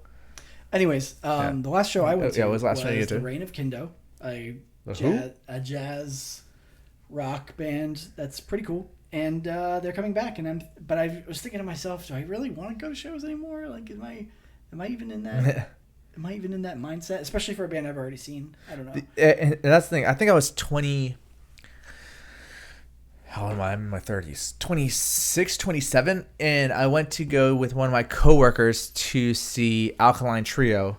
They're good live. And they're amazing live. And the band that was opening for them was H2O. They're good live too. They're a punk band. I had never heard of H2O. Yeah. It's like that bouncy skate punk. But once they started playing one of their songs, I was like, oh, okay, I recognize it. Yeah, I recognize the song. However, I wasn't expecting it. So I'm very familiar with Alkaline Trio. I've seen them once before. I've listened to their song religiously for like the past, I don't know, 10 years, 11 years. So I was like, okay, cool, yeah, we'll go down to the pit. It's probably the same kind of stuff. Yeah, I was like, let's go down into the floor, and this is at the House of Blues. So it's a wide area, and there was a lot of people there. Yeah. And he and I are standing, probably a little bit closer to you, than you and I right now. Uh-huh. And H2O comes. I'm like, oh, okay, let's go. All of a sudden, they start with the guitar and just, woo, woo. And then I look over, he's gone. Yeah, he's gone. I'm that is like okay, classic mosh pit music. Actually, I saw H2O with another band that plays the same kind of stuff, although it's like from a different region. Yeah. Bouncing Souls, and someone hit their head into the bottom of my chin, and it slammed my jaw shut, and two of my teeth came pointing out, and one of the top tooth shattered. The bottom, there's no point on one of my canines. It's just like gone. But yeah, I saw them with a Bouncing Souls, which is the same kind of thing, and Youth Brigade, which is like one of the original leather jacket, spikes, mohawk punk bands from the early 80s or late 80s or something like that, and it was nutso. But it was leather bracelets and combat boots, kind of punk. Now we're talking about concerts, stuff like that, and I was just trying to think, what was my favorite moment of your guys' shows and everything? So many show but getting teeth broken, getting my nose broken. Well, I'm trying to think like specifically Camry. Like I was thinking like specifically Camry event moments. I think that probably my favorite was the UCF show.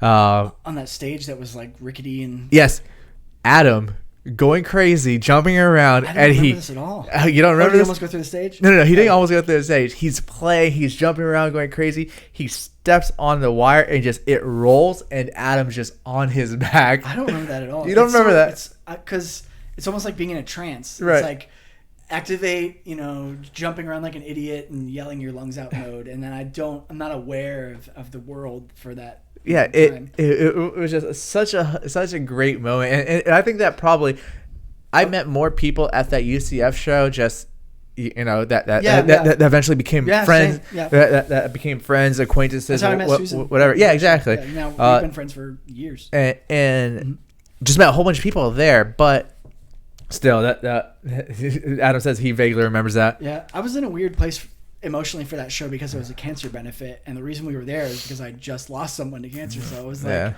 in this kind of like weird place where, and then also like you said, I met a lot of people, so I was like distracted. It's weird how a show that didn't feel like a good show could have actually gone really well. Yeah. One of our favorite shows we played was with some just emo haired teen boy nonsense where the music was garbage, but they had a huge draw. And I think I know who you're talking about. I don't even remember their name, so I couldn't tell you. But their draw. Yeah, that was the first time we met Kim. Yes. Their draw after we played, I guess, realized that we were actually good because they were like, oh, like I never give people enough credit. That was a back booth show, wasn't it? Yeah. Yep. I never give people enough credit for like pop music because like I just assume they're not interested in anything that it's a little more highbrow but people were treating me like I was a big deal, and I was like, wow, this is weird. Hi, nice to meet you. Like being literally swamped with people who want me to sign things. Like, I know what band you're talking about. They're no longer around. Yeah, please tell me the name later. Sound Cannon? No, it wasn't them. No, was it Sound Cannon? I don't think so. Because you're saying teen boys and stuff. It was a multiple word name. It was like something boys. I don't know. I'll know it if I heard it, but I just can't think of it. I'm trying to think of the bands that y'all played with. Anyways, yeah. So a show that you would think didn't go well can have like a huge kind of impact on your life. Don't worry, Adam. I thought you were a big deal. You're still a big deal to me. You inspire me to be a better bassist.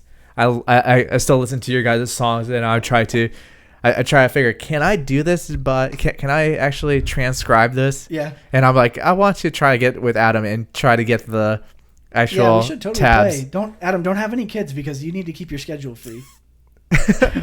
But we both can't play bass. Yeah. Well, no, I'm just saying music in general. Oh, okay. Yeah. But yeah, no, it's So what was like, that was your favorite moment of the shows that you played? As a professional band, I'd say yes because it was actually really successful. But there's some kind of more personal victories. Okay. There was one show that we did at like I think it was a youth center in Melbourne, and I the just people. remember something else. Sorry, go on. Yeah, no, there's going to be a lot of times, I'm sure, a lot of stories. The people who were there really were impressed with us, but they didn't have any money because it was like kids and they whatever, an allowance or whatever. Yeah. And me and Mike just were giving people shirts. You just like, they were that enthusiastic. And I've also heard like back at the time we were single, and it was always a joke that if it was a girl, you'd be like, "I'll trade you my shirt for your shirt." Yep. Yeah. But there was a little bit of that, but I don't want their fucking sweaty ass tank tops. But no, it was just cool because they were that, interested, that they really were interested. And that's the thing that always like I remember the most. Adam says it was an old theater. He got paid in beer. Yeah, we've been. Yeah, well, that actually, now he says paid in beer. The Firestone show. Yeah, we've been paid in gas before as well. The CD release at Firestone. Yeah, that's a good show as well. It was hilarious. Mike and I were upstairs in the green room. They gave us beer there, and then I'm down at the merch table. I'm like, "Oh, have we given you beer?" I'm like, "No." So they gave us more beer, and we had so much beer. Who set that show up? But it was catered. There was food. There was desserts. It was great. Somebody.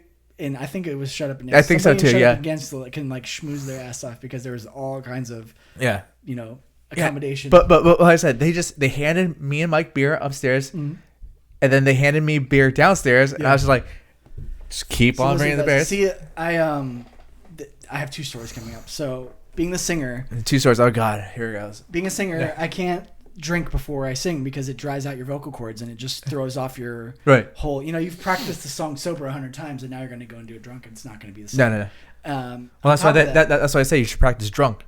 Anyways, on top of that, everybody wants to buy you drinks because they're like, "Oh, you were that guy. Hey, let me buy you a drink." And then if you literally said yes every single time, you would die because, it's like I still have to pack a van, you guys. I can't just be sitting here pounding 5 beers.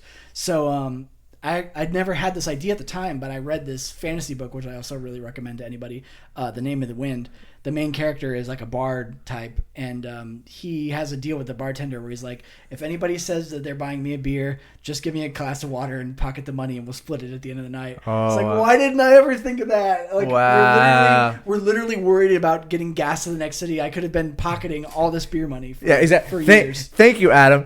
You never once packed the van. You never. No. Don't even say that. You never packed the van. It was always. Let me rephrase that. I still had to unpack the stage. You, Johnny. I did unpack the stage. You, Johnny, and Drew never packed anything. Drew, really? Yeah, you guys never packed anything. It was always Adam, Mike, and me. First of all, Adam took personal pride in his ability to pack a van, and often would prevent people from touching the boxes because they wouldn't do as good a job as him. And also a lot of the amps and stuff were his equipment. So obviously, I mean, he did that. But I remember hauling the guitars, and I was like, why the hell am I hauling these guitars? But listen, I remember packing drums into Mike's car so many times. You can't tell me I never packed anything.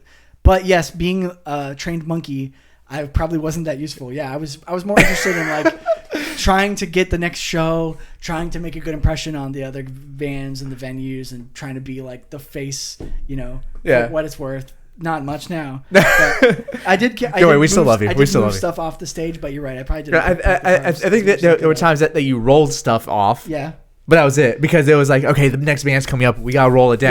Yeah, that was another. But then it was always Dave. Step on anybody's toes. Dave would jump off the stage, and then he would start schmoozing with everybody. I was high on adrenaline most of the time. Yeah, exactly. That's why I don't remember these stories. And like, you think I'm just saying that so I can be like, oh yeah, I was really on drugs. No, I didn't do drugs at all. I was literally high on adrenaline every single day that we did that. So it was hard for me to be like on task. Yeah, exactly. And there were times like Adam just said that there were days that he would have to work the next day. So he would usually he would usually up and leave. Sometimes there were times that Andrew up and left. Mm-hmm. But there was one show where I was working in an auto shop at the time. I got in the car from the auto shop, drove like 3 counties across Florida in my work uniform, changing piece by piece at red lights and on the highway. Was that at Jackrabbits? I don't remember. I think it was the same youth group show that I was talking, youth center show that we were trading T-shirts with people at. So I hit the venue right as we were loading the stage. I picked up a cymbal, and walked straight through the mosh pit and put it right into the stage while the band was like still going. So I was like, this is insane. Like, I cannot believe I just floored it all the way here from Orlando, and barely just now got dressed, and I'm right here to the stage, ready to go. Like, this is what it's gonna be like doing this for a living. Ugh. Yeah, I don't know. That was that. I love music and I love writing, and I don't even mind practicing, but just all that lugging and sleeping in cars, and like Miami was the worst. It was 100 degrees. We had five or six people in the van. I didn't go down. Terrible. I didn't go down to that terrible. show. We've broken down cars in Miami and pushed them, and Yep. and we had our van was just such a piece of crap, and I feel really terrible for talking people into buying it, and it's just so many rough times. Just Did we talk about whatever happened to that van? I think Andrew got sold to a junkyard. Okay. I mean, if you take how much he bought it for and how much we spent on it, and then how much he got for selling it at the junkyard, he probably didn't lose out on that much. Okay. But it was still a piece of crap. I mean, it had a carburetor, so that shows you how how old it was. Yeah. It's probably in '89 or something like that. It was well kept, but anyways, yeah, it was. We were just scraping by most days. I mean, you gotta struggle first to Yeah, for sure. I mean, it's a labor of love. Unless you're somebody's child, like somebody famous's child, then you're right into it. Or somebody with money. Like my parents did. It wasn't like, oh, you're following your dream, let me contribute money. It was no, there was no money. When I was at UCF the first time, a lot of my friends had the meal plan where you live on campus and you go to the cafe, once or twice a day or whatever. And I was like, please bring back food when you come back, because that's the only food I'm gonna have today. It was the worst, man. Oh, I was so broke. And it just happens. But it was an adventure, though. It makes a good story. I lived for free on campus for a couple of years. 1 year there was a bed that was never claimed. There was like a 3-bedroom with a common, and there was a guy who had paid but then not showed up. So I just asked the RA to unlock the door, and I had a bed in a room. I didn't move much into it, but I also tended not to step on people's toes, so they liked having me around. Yeah. But there was a time when I overstayed my welcome, I'm sure, but it was an adventure. Like right now. Anyway, no. Like my house. No. But hey, to be fair, I am always trying to clean your house when I walk in. I know, and exactly. You're always stopping me. Every time he finds something, can I throw this away? Dave, leave it alone. I find I become more conscientious as time goes on. Like people will walk up to me to try to get by me at a grocery store or at a gas station. I'll be like, "Pardon me." Yeah. Like, what am I doing? Or I'll smile at a stranger.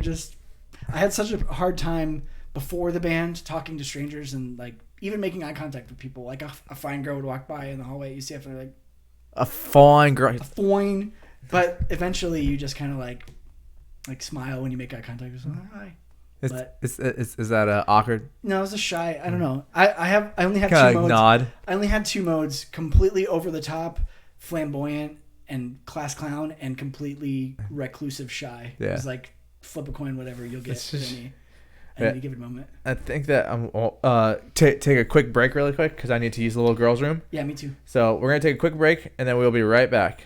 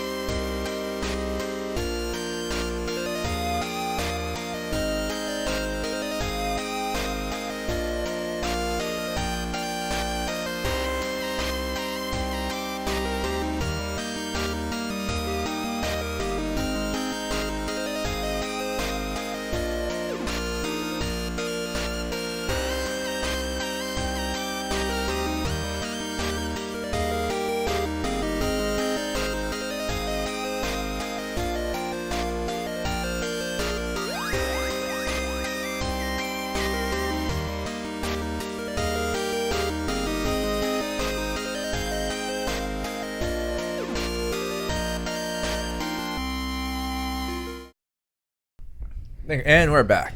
We took a little tinky break. The streams didn't cross. Don't worry. Yeah, that was suggested but denied. But let's take this moment to give a shout out to Rutger Hauer. The Blade Runner speech was amazing. It's one of my favorite pieces of cinematic art. He was the replicant, right? Yeah. Yep. The fact that he decided to save someone as his lasting mark of being alive, I thought was very impressive. And the fact that he has that speech captured on film to be a lasting mark of the actor being alive, I think is also very, very cool. I would love to do something so big that it'll be... I don't really care about like being remembered because when you're dead, you're dead. But just to be important, like pop culture wise, like everybody needs to know. Like, can you imagine what it'd be like to have any hand in Game of Thrones? Every single one of them was saying like, "We had such a great time on set. It was like one big family. I couldn't believe it." It's like, that's so cool. They're all friends, other than Cersei and Bronn. Those two actors do not get along because they dated, I guess. That's why that you say that, because it kind of just reminded me of something. It's like, my ex, I was like talking to her Recently. Yeah. Well, not. I don't talk to her now, but but when we were dating, I think we were scoping out places for our honeymoon or something like that, and I was talking to her. I was like, you know what? I would like to get into music, and I want to do something with it because exactly I want to have like some sort of a, I don't care about fame or something, but I want something to be like, I want to be remembered. I want to be especially if you have remembered. kids or something, right? Can you imagine getting someone pregnant and dying before the kid is born? It's like, mommy, what was daddy like? Well, this is what daddy. Well, her response was, "You just want to be famous, so you can just leave me." I'm like, what? I don't want that. I don't want that. And it became this huge fight. It's funny how something that would work in one relationship would totally sabotage another one. So when I was single, we had played a show and we had gone downtown. And I was on that high of like on top of the world. I just did something, we killed it or whatever. And I was at a club and we were dancing. And then I stopped dancing because I was tired. And then this girl talked to me because I wasn't dancing. So she liked me for being shy, even though 5 minutes before I wasn't being shy. Yeah. And then usually you'd play the card like, hey, you want to see my band? I'm in a band. That's why it's in my... profile for this podcast, because it's that classic, hey, did I mention I'm in a band? And the reason I wanted it in the profile is because of a Ninja Sex Party song. We'll talk about Ninja Sex Party later, but and then it was the complete wrong card to play. It was like, my last boyfriend was in a band. Sorry, I don't think it's gonna work. Yeah, and I was like, what? Yeah, but I never play this card. This is the first time I ever played this card, and it backfired in my face. But at the same time, it's like I was telling you, I wanted to play music. I want to do this. I wanted to. I was like, I want to get some people together to start a band, and she was just like, I'm not. No, you just. There's reasons and I was just like, all right, fine. So that kind of discouraged me. Then when her and I broke up, let's do it. No, it's not when her and I broke up. It wasn't until this past January, I had my bass guitar sitting around that I had only played once, and Kate was just like, "Oh yeah, do it." She's like been very supportive, and now not worried that you're gonna. No, not at all.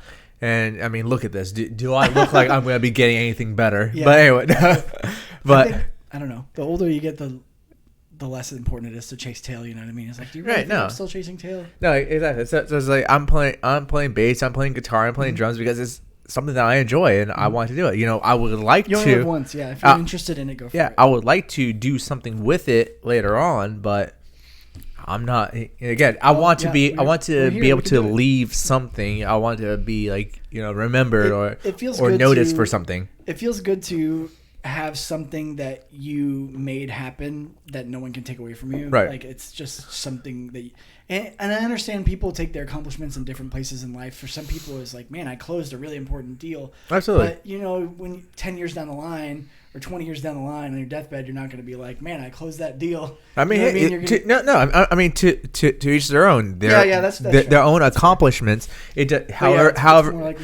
However big to them may seem small to us, and however big to us may seem small to them. So it's all in the eye of the beholder. That's why when you're talking about last week's episode where we talked about the whole, the cosplay and all that stuff. I'm at that point now. I'm just like, you know what? You do whatever makes you happy. Yeah, that's it. That's fair. Do what makes you happy. That's all that matters.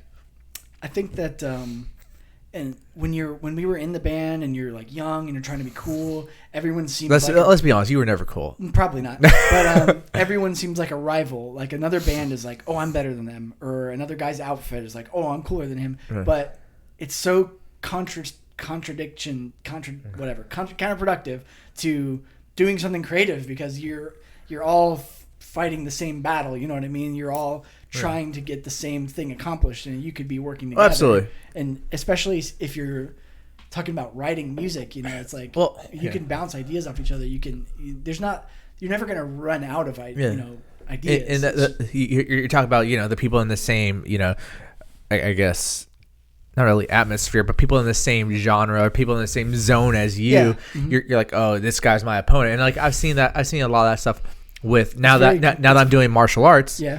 I see the same thing like that. Mm-hmm. Jiu-jitsu, I've with all the people that I train with, there's one of my really good friends. He's one of my really good friends now. Like somebody doing well at what they do is not going to detract from you doing what you do. At first, I was just he and I knew that he was going to be my opponent in one of my tournaments. Mm-hmm. And at first I was like, oh man, he's really good.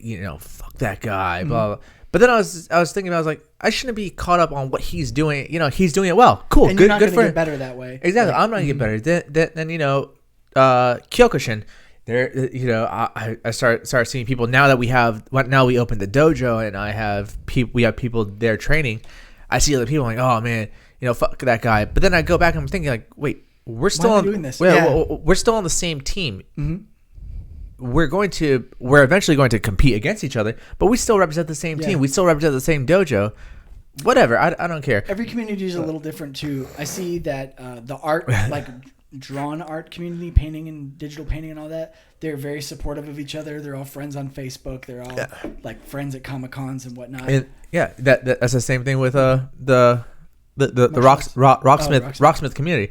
There's a whole bunch of people that are better than me, but they're very supportive. Mm-hmm. And I have Rocktism. You're all fighting the same battle. Right. You're like comrades in arms. Well. I think that all of us are streaming and all of us are playing bass guitar because we enjoy it. Mm-hmm.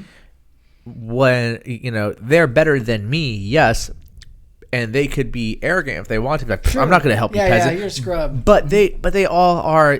We are all helping each other because now I'm at a point in my bass playing where there's somebody else that comes in. It's like, oh, I've been really wanting to play bass. Mm-hmm. What I'm like, here you go.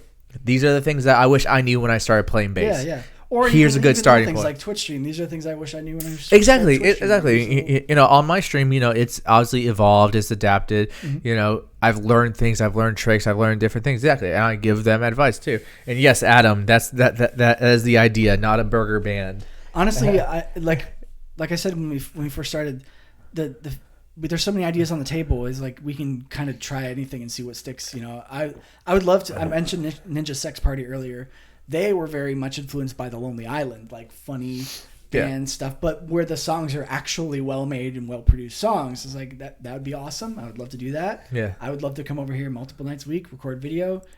I'm gonna recruit Christine as my camera girl. I mean, I have the tripod and everything set up now. Yeah, so. I know, but I'm talking about like actual shots, like zooms and action shot. You know what I mean? Just any bit that requires kind of. Right. I see people shooting all the time when I'm out at like Target. It might be something dumb for TikTok or something, but it's like they're doing their thing, Absolutely, exactly. But I mean, there's a point where it's just like it's TikTok. Annoying. There's a point where it's just like annoying. Just stop. No, it's true. There's no reason you need to be recording everything. There's a new kind of phrase that's taking off where TikTok is synonymous with like retard.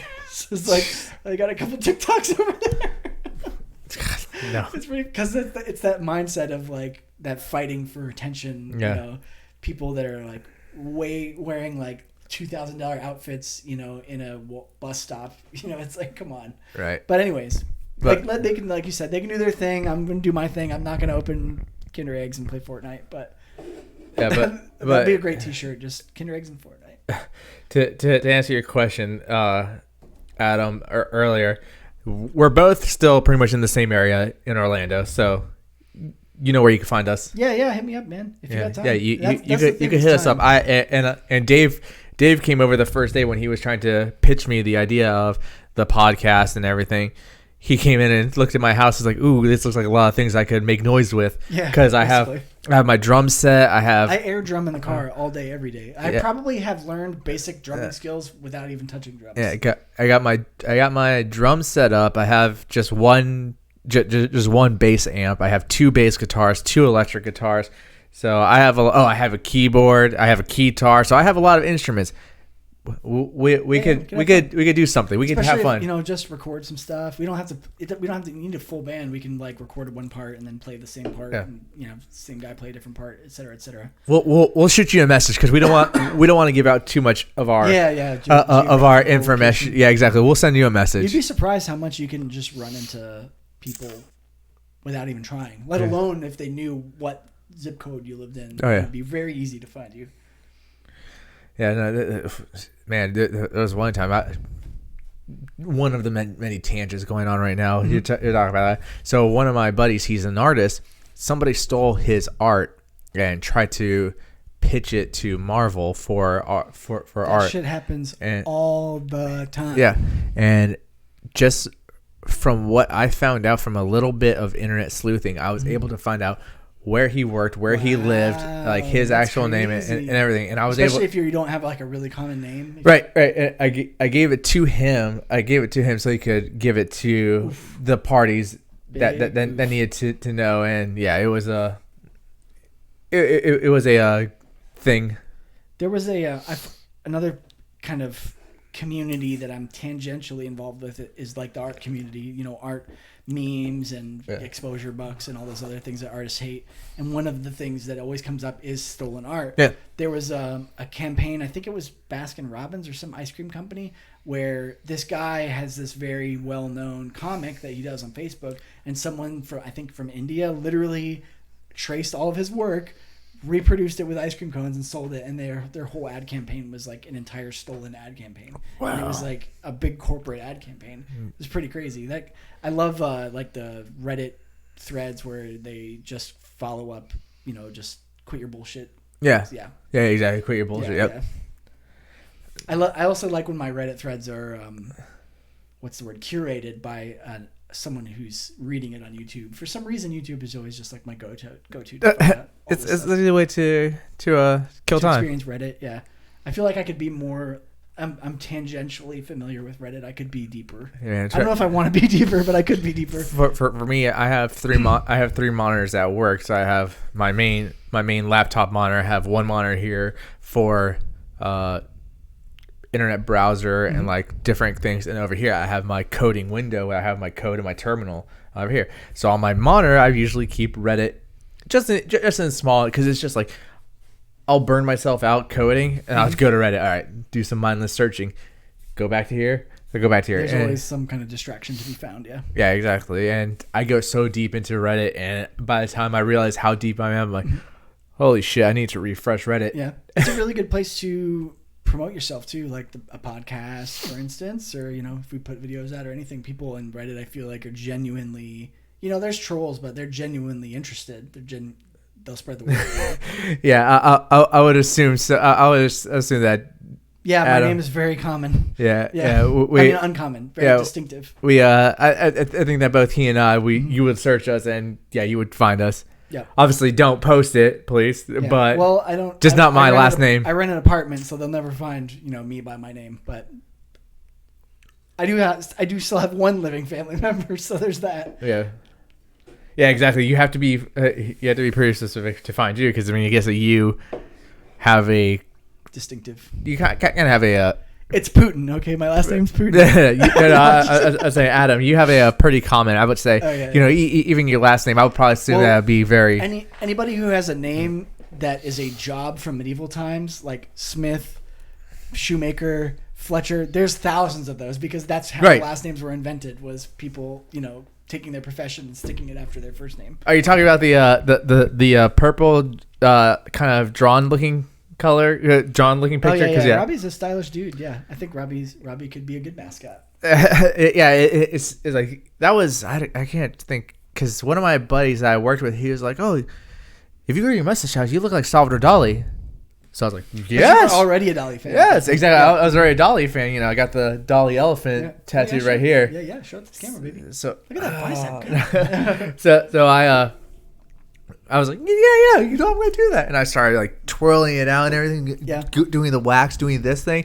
It looks good on you. I don't know if it would look good on me. And then after a while, I was like, all right, this is stupid. So I shaved it all off. But now, right now, I got to a point where I hate shaving. Yeah, I literally hate shaving. I always cut myself. I get the bumps or something like that. So I'm just, you know, screw it. So I only clean up my neckline because I don't want to look like a neck beard. Yeah. But yeah, I can't do the neck beard thing either. It's funny to me how like the very kind of out there hipster fashion, like the twirled mustache and the very sharp like gentleman cuts, is boardroom acceptable now. So it's like I could never have this mustache at the internship I'm trying to get, but I can look like a fucking metro lunatic. And the same thing with tattoos. Yeah. We at my last job, we had this one guy that he had tattoos that were, he literally had them from Avatar. Mm-hmm. It was the arrows nice. From here, from this knuckle all the way around to this knuckle. Nice. And you know the joke was, it's Avatar, and he was like, no, yeah, really, that's why I have it. I love it. Yeah, I feel the same way about Full Metal Alchemist. The guy Scar, I think, has like the full tattooed arm. Yeah. If I saw someone who was that dedicated to have the full tattooed arm, I'd be like, yeah, and I'm down. Again, it goes back to the you enjoy what you enjoy. Yeah, that's cool. Not my cup of tea, but you enjoy it. Yeah, Avatar is a very kind of positive show. So when I see someone who loves it that much, I assume that they'll be a good employee. But you don't know. You're different. You like a good show, so you're gonna be a good employee. Yeah, exactly. That's not how it works, Dave. That's one of the reasons I've never got tattoos, because I can't think of the permanent statement about myself that I would want there. Also, I don't love anything. I think I'm just a You don't love anything. I'm just a hollow black void inside that hates everything. Christine. Yeah, I do. Christine. But what am I going to get her face? One of those like prison tattoos. Terrible. Just like awkward smile. That's another good Reddit is bad tattoos. Oh yeah. The kids that were tattooed, they look like little monsters. Well, I'm surprised that none of my tattoos have ended up on there. We talk about that. Yeah. That one. One of these days we'll talk about my tattoos. I have. Yeah, we're gonna have to share quite a bit of tattoos, and I have some like the one right here. I have a cinnamon roll. Mm-hmm. That's a cinnamon roll. Is there any story behind that? Or? I love Cinnabon. Okay. That's it. Okay. Yeah, I don't love any food that much. But this whole you know what I do love though? Tacos. Actually, you're pretty close to Spanish food. Any kind of Spanish food, Puerto Rican food, Colombian food, Cuban food, all of it. Yeah. I literally had an hour-long conversation today about Spanish food. I was trying to think. Pasteles. I was trying to think Cuban. We went to that Japanese festival. Empanadas, of course. And we went to that Japanese festival one time over there in Hunters Creek, and we went to that Cuban restaurant. I forgot that you were there for that. Yeah, I loved it. We'll talk about my tattoos, and I've had some awful tattoos. I have a DeLorean tattooed right here, but this is a cover-up to cover up a really, really awful tattoo, and I still have one dot from it. Did we talk about? Yeah, I think we talked about it briefly on the show. I think on the first one. Yeah. But I have a dot remaining from the bad tattoo. Just to remind you. Exactly. Just to remind you not to get a cheap tattoo. Exactly. Or a free tattoo. I'll add some more. I'll be adding some more, but yeah, that dot's gonna remain there until it's filled in. But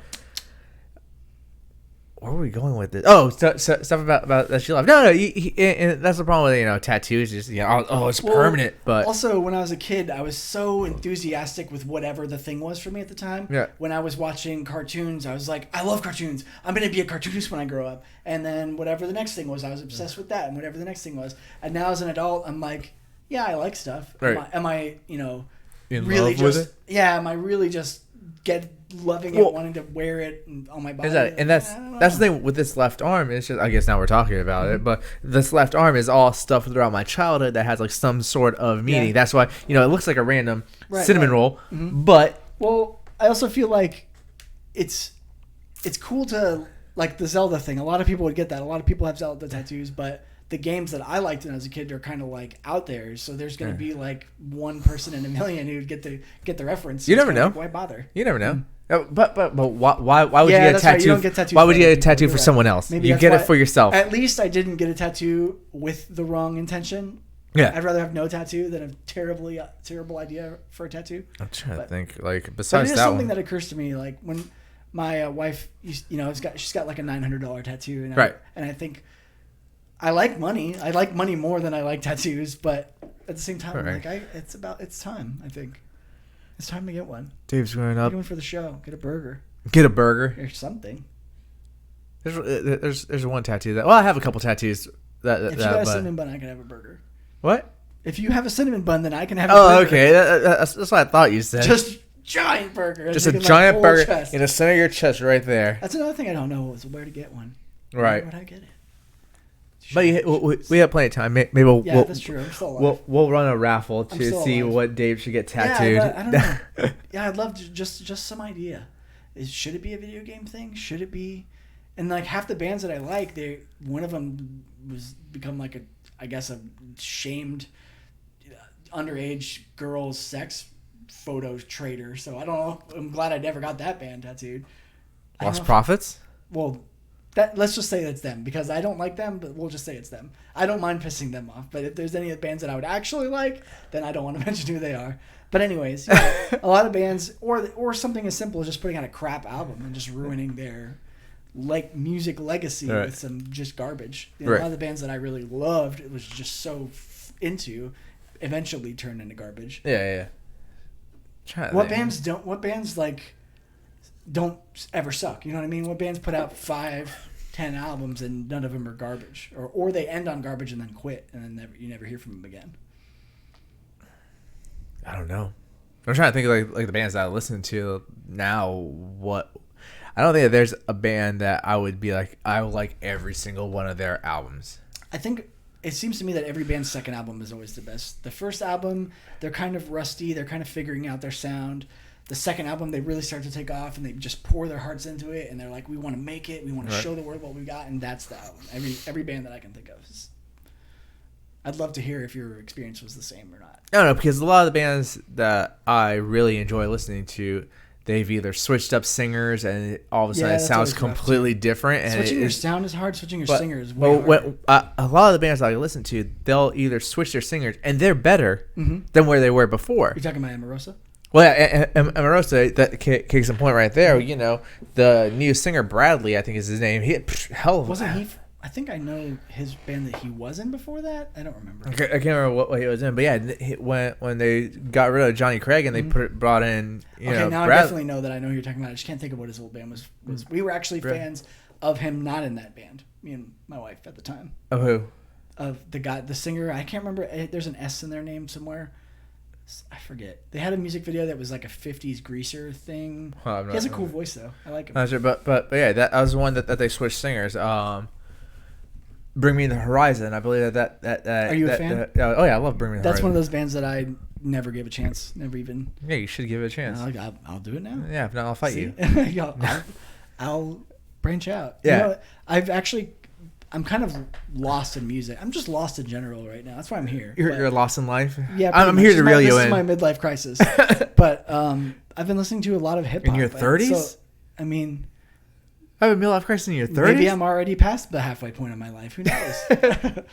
But yeah, so I don't really know where rock is going right now. I just if there's anything that I need to hear, I want to hear it because I'm totally out. And again, like I said earlier about subgenres, rock is just ever evolving. That there's more and more subgenres going on with rock. Bring Me the Horizon is a great example of a title. A lot of those bands had like the blank me the blank or blank the blank blank. You know, I just couldn't even tell them apart. So I was like, you just stop. I can't sort you guys all out.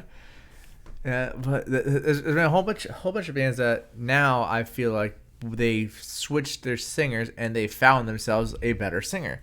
But then you have other bands where I feel they were better before, but then they changed their sound to be more mainstream. They've switched their sound. That's the problem. A lot of bands to try to just trying to cater follow the trend, right? And I understand why you'd want to do that. Absolutely, it's obviously you gotta stay relevant. Yeah, That's not just only it. that, but there's sometimes a movement comes through and it's like such a big wave. It's like why am I trying to paddle over here by myself when I could be on this massive wave with everyone else, right? And get 5 million or 2 million free views on my videos. Exactly, Adam. You guys should have done that. Yeah. Or I don't not know, I think lost. I think we were just a little too early, honestly. if I don't know, everybody has a story of why they almost made it. No, every football player is like, oh yeah, if I hadn't got hurt in high school, I would be a NFL quarterback by now. But I think you guys did great.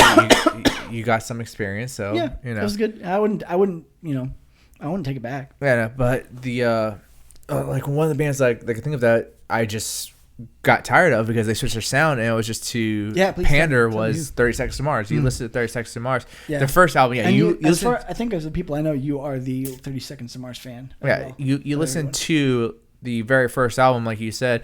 They were trying to find themselves. There's a whole bunch of songs on that album that was great, and then they came out with what? They were having fun with it, exploring their sound. Right. Then came 30 Seconds to Mars, where it came, From Yesterday, and like their big The Kill. Those are almost like anthem hits. Right. Those were holy shit amazing. And then I feel like they had their next album that had the. Where do you go from the top? You know what I mean? The Kill was like a great song. No.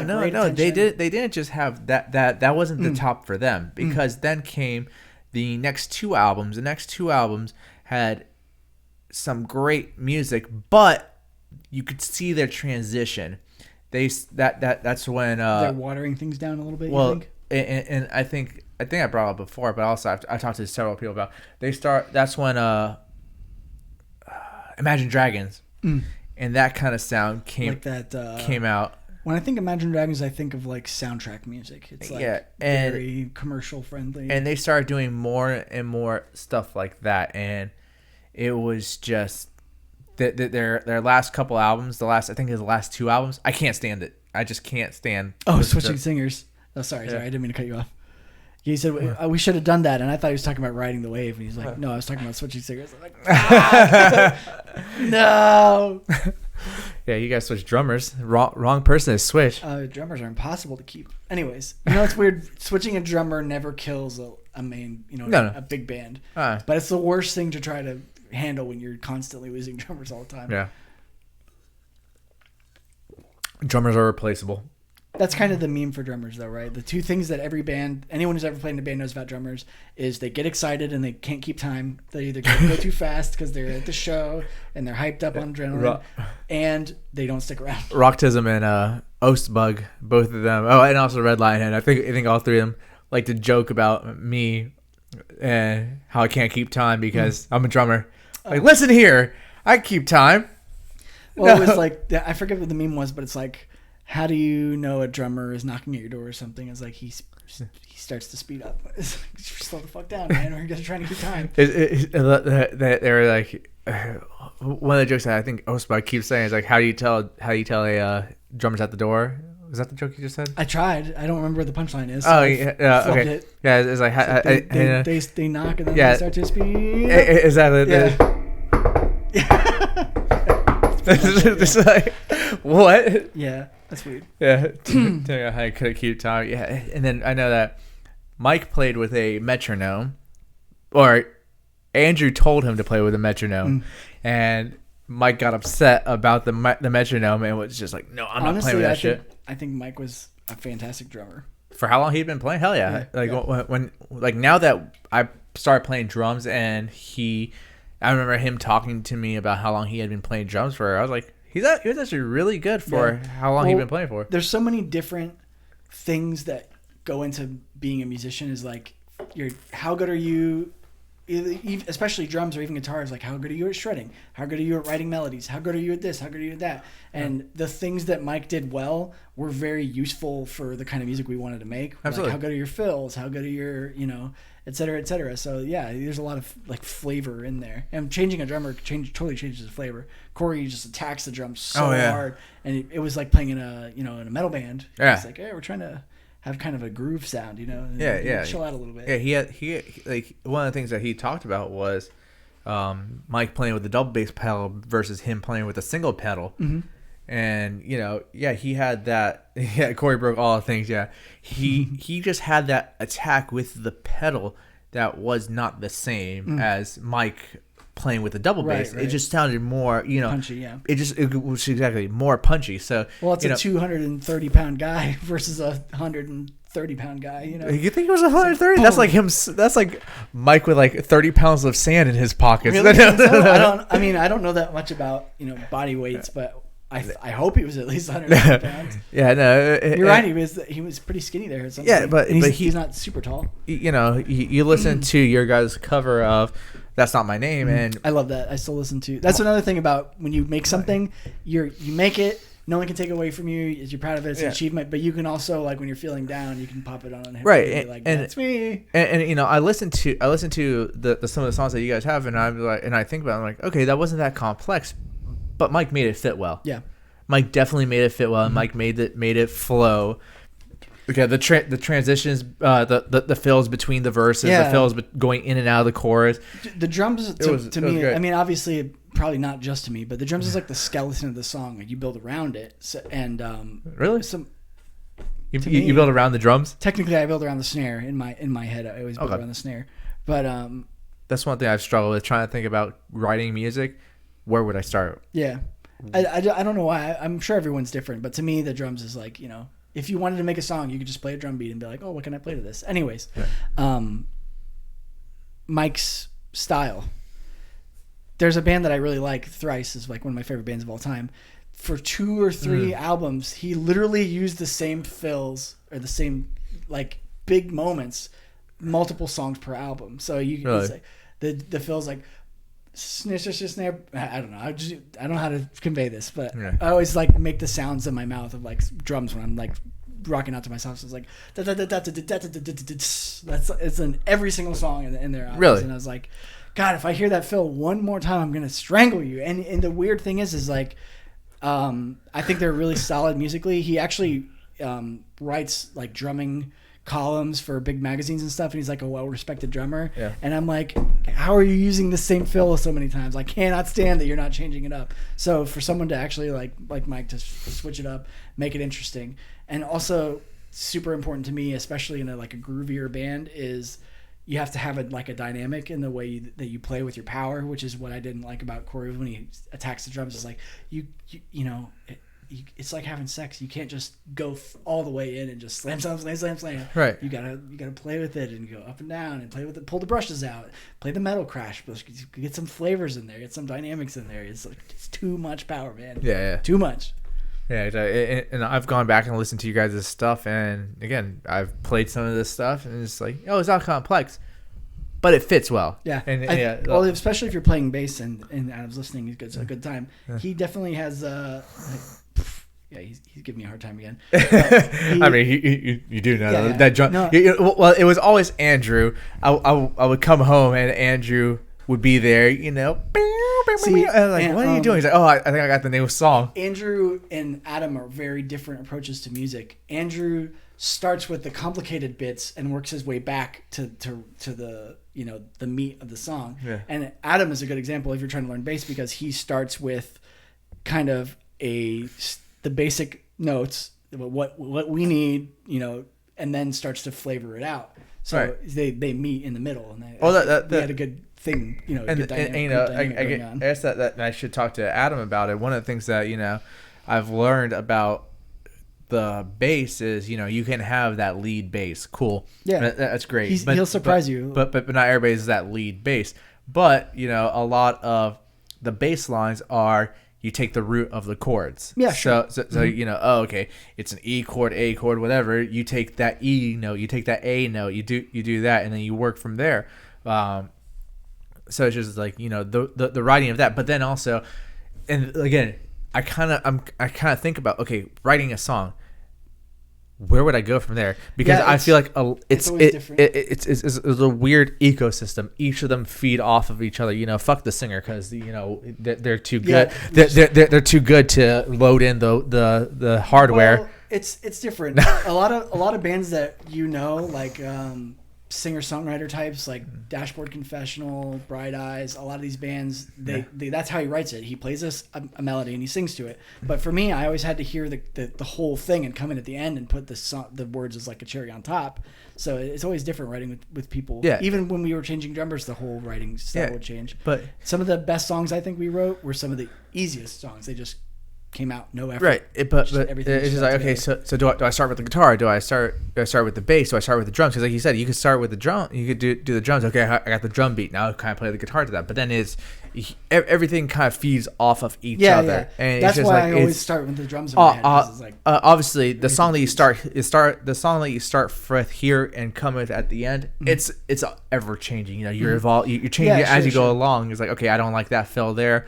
Okay, well, let's change this guitar riff to work with this fill, whatever. So, and a lot of the times you might write 20 songs, and one of the first songs that you wrote, you don't do anything with it because you're not happy with it yet. So it changes its body multiple times. It comes back later as something completely different. Right, and so I've taken to what I do now is I'll take my bass and I'll sit there and I'll just play some notes that I think harmonically they sound like they work together. Sure. That's how and I'll write it down. Chiptune, which I really am not good at, but that's how I do that too. Grasshopper. What about Grasshopper? I knew he would know what I was talking about. That's the song that always came back. It's like, okay, are we happy with the song yet? No. Okay, we're not going to record it. Are we happy with the song yet? No. No, we're not going to play it. Are we happy with the song? Okay, now it's ready. Okay. Now it's ready to be on an album. I think I remember listening to an early version of Grasshopper, and it was just like that. Very different. It was very different. I think I heard it off of Andrew's phone, and then I listened to what it was when you guys were actually playing it, and I was like, holy shit, this is completely different. But the like again, I'll sit there with my bass guitar. Obviously the bass is on the lower end, so I usually play on the high 2 strings, and I'll just like, okay, like the core melody, almost like writing classical music. You have a theme and then you vary on the theme. So I'll just be like, okay, do these two sound right together? Blah, blah, blah, blah. All right, cool. Yeah, so I write those down and I play it back. I'm like, okay, that's cool. But then I'm like, shit, where do I go from here? All right, I got 2 bars. Now what? To me, I always just, first of all, Drew wrote almost all the melodies that I ever sang. I might have changed a couple just to like more, but I just don't have that, whatever that thing is that just brings something out of nothing and gives it shape. Right, exactly. I'm more of a tweaker. And that's definitely something that Andrew had, where he would just, I said, I would come home and he would be sitting there. He didn't have stereo in his car for years, and he would just, instead of listening to music, he would just think of music. He would just make songs in his head as he drove his car. Adam, that's what you want to do on your personal time, man. but yeah, it's an interesting thing, and that's why I would love to get together with Adam. Just get some people together and do some music. He said that he's learning how to play. He's learning how to play guitar. I'm learning how to play guitar. He plays bass. I play bass. I mean, I'm not as good as him, but even if we just make some hold music for "We'll Be Right Back" or just anything, whatever you want to do. Yeah, it would definitely be fun, because we do want to from this podcast. Well, you're coming here from music. Your stream is music, so incorporating that is definitely a priority. Yeah. Exactly. Again, Rocktism, Ostbug, we are doing other stuff on the side where you're transcribing different songs because it's helping me out. These guys are between Ostbug and Rocktism, they've done this before. Ostbug, I don't know. He said he's in classically trained jazz musician and all that stuff. So he's the best. He's crazy. Whenever you say jazz, it's like, oh yeah, he's a jazz drummer. He's a jazz bassist. He plays guitar. He plays the most complicated timings you could ever think of, and improvises all while smoking a cigar and drinking Jack. Right, and then Rocktism, she's been playing bass. I don't know. I think she said 5 years, something like that, but 4 or 5 years, and just has a mind for music. So, man, I would love to cultivate that. I came at it with a mind for words. Yeah. Which was, like you said, sometimes too far. Whoa, slow down. Yeah, People are going to have to sing this. Yeah. People are going to have to learn this. Yeah, one of the things, talk about complexity and all that, Rocktism plays on a 6-string bass, and I was like, how the hell can you do that? That's complex. That's complex for me. But again, I started playing bass with a 4-string bass because that was the first band that I had, the drum set was a snare, a tom. No, there was no tom. It was a Culligan water jug. You're punk rock. A single hi-hat, a single crash cymbal, and a foot pedal, and that was the whole set. Yeah, but now I play with a 5-string bass. I think I feel like I'm now comfortable enough with a 5-string bass that I can go around with it. I've tried picking up the 6-string bass, and the thing is, my hands are too Yeah, small. it's definitely I got girly hands, so I can't play the. Well, didn't you say Rocktism's a girl? Yeah. So you're saying your hands are girlier than hers. Rock does as I don't know, but yeah, it's I don't know exactly the complexity. You with the lyrics, you know, but right. Yeah, I came in it from a different angle. I definitely want to do like 8-bit and kind of try my hand at coming up with melodies and all. I'll have to show you some metal bands that have sure 8-bit intros, 8-bit. Well, I'm going to show you some too. Yeah, go. Yeah. The band that I mentioned earlier, Reign of Kindo, their drummer went and made like one of their entire albums in 8-bit and put it on YouTube for free. It's like, you're the man, dude. Yeah, he did that's great. like a couple Michael Jackson songs in 8-bit, and then he'll play like a montage of a video game he loves, like Sonic the Hedgehog or Final Fantasy 3 for the SNES. And then like do a drum cover like of the drums in the game, what it would sound like on a set. And he's like a jazz drummer, so he's freaking amazing. Right. His like real stick control and fills and stuff like that. Yeah, it sounds awesome. I love that stuff. I just listen to that in my car when I'm driving, like, you know, people playing video game music on a guitar, and just like I'm happy. So I like how today has just not really been like one topic. We just let the conversation flow. Yeah, we didn't hit it like a news show today. And, you know, we just kind of. One of the things that I know that I don't want to feel like I'm taking the idea from somebody else, but two guys, Osebug and Eaglebone, they have their own podcast. You guys should check them out. Fueled by Bourbon. Great name. Two of my buddies. Check their other music streamers. Check them out. But one of the things that they talked about, and I feel like, you know, now we've been talking about music for a little bit. Try to think about what they were talking about. Their first concert. What was your first concert that I went to or that I played? That you went to?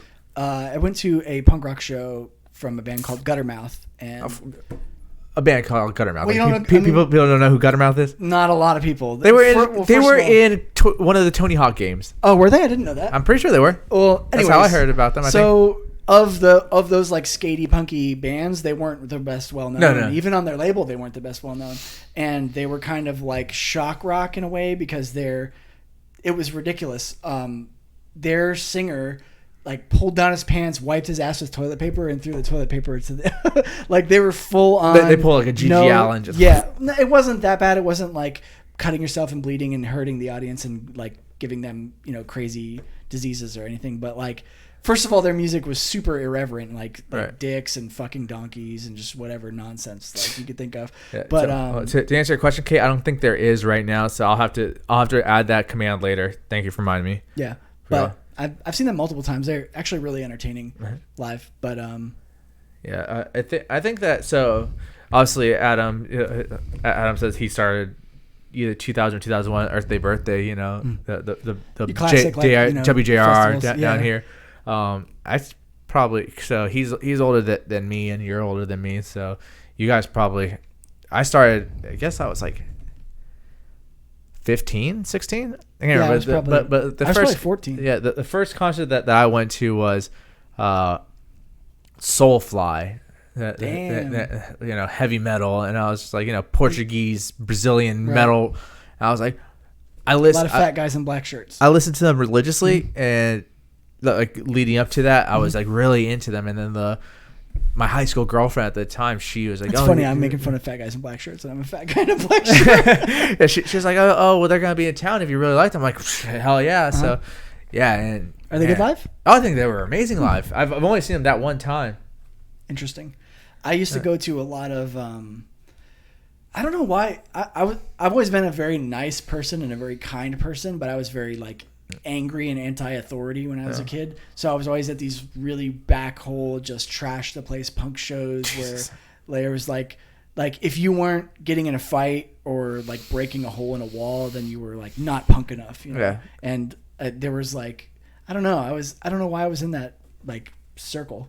The same thing when I was talking about my stories of like vandalizing stuff and like being a shit kid. Like I wasn't really that kid. I was like a nice kid who got good grades, but that was just the crowd that I was with. Okay, you have to remind me that you need to talk to Mrs. Osebug, because I believe that she said her first concert was also Weird Al. So you need to talk to her next time. That was the first album I bought was a Weird Al. The first album I bought was Savage Garden. Interesting. Yep. That was First the first album I bought. Hood Rat Tape. I forget which one. The second album was Prodigy. one. Oh, Prodigy, Yeah. Smack My Bitch Up. Yep, that was it. Yep. Yeah. I love that. Like, first of all, it's from the UK, so it's a little different from what we had going on at the time. It was a little bit techno-y. At the time, I was a little bit into like house trance. They had a really cool show on local radio late at night that was like live DJs spinning and stuff. Yeah. And then, of course, he looked like a punk rocker, so I was like, hey, that's my crowd right there. Yeah, but so what about like, what was your favorite concert?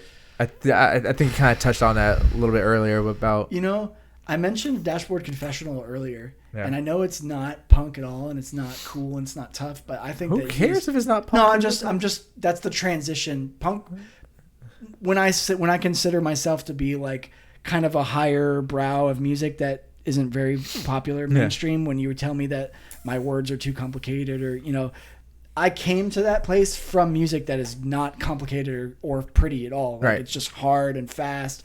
So when I discovered all these other bands from that, I don't really go back. Like a lot of people say, oh, I still bump the music I played in high school. Like I kind of do, but a lot of that music is like, I'm not that guy anymore, Right. So I'm not that kind of girl. Jeez. I just like a little more, nuanced songwriting. Right. And I think that Dashboard Confessional as a songwriter and is really, really fantastic. People don't, I think because it was kind of popular with teenage girls and it was kind of like this kind of swoony Beatles NSYNC boy band kind of thing going on, that people didn't realize that it was actually really good. So yeah, I saw him live and is always like fantastic every single time. Yeah. And some of the bands that I really, really loved were terrible live. Like Thrice was not great live. Many of the times I've seen them. I think I saw Thrice once. Was it any good, or was it just kind of I like? can't remember. Yeah, So obviously it wasn't memorable. Yeah, it wasn't memorable. They're definitely a band that was better in the studio, but God, I cannot recommend to you the big hit Dashboard album. I think it was Spice World, right? The one with the tape. Yeah, Spice World. No, it's just shut up. Anyways, the point I'm getting at is this whole album, from start to finish, there's almost no like end of line rhymes. Like being a very big lyrical guy, everything starts to sound like in a Shakespearean sonnet where it's like roses are red, violets are blue, and the next line is going to rhyme with blue. What I mean? There's not a single line rhyme like that in the entire album, and yet it's still like compelling and convincing all the way through. I'm trying. I think one of my friends actually knows him, and I'm like, hey, that's awesome. Good. The lead singer of Thrice? No. Or Dashboard? Dashboard. Yeah. Okay. Who's the lead singer? Chris Faraba. Okay, yeah.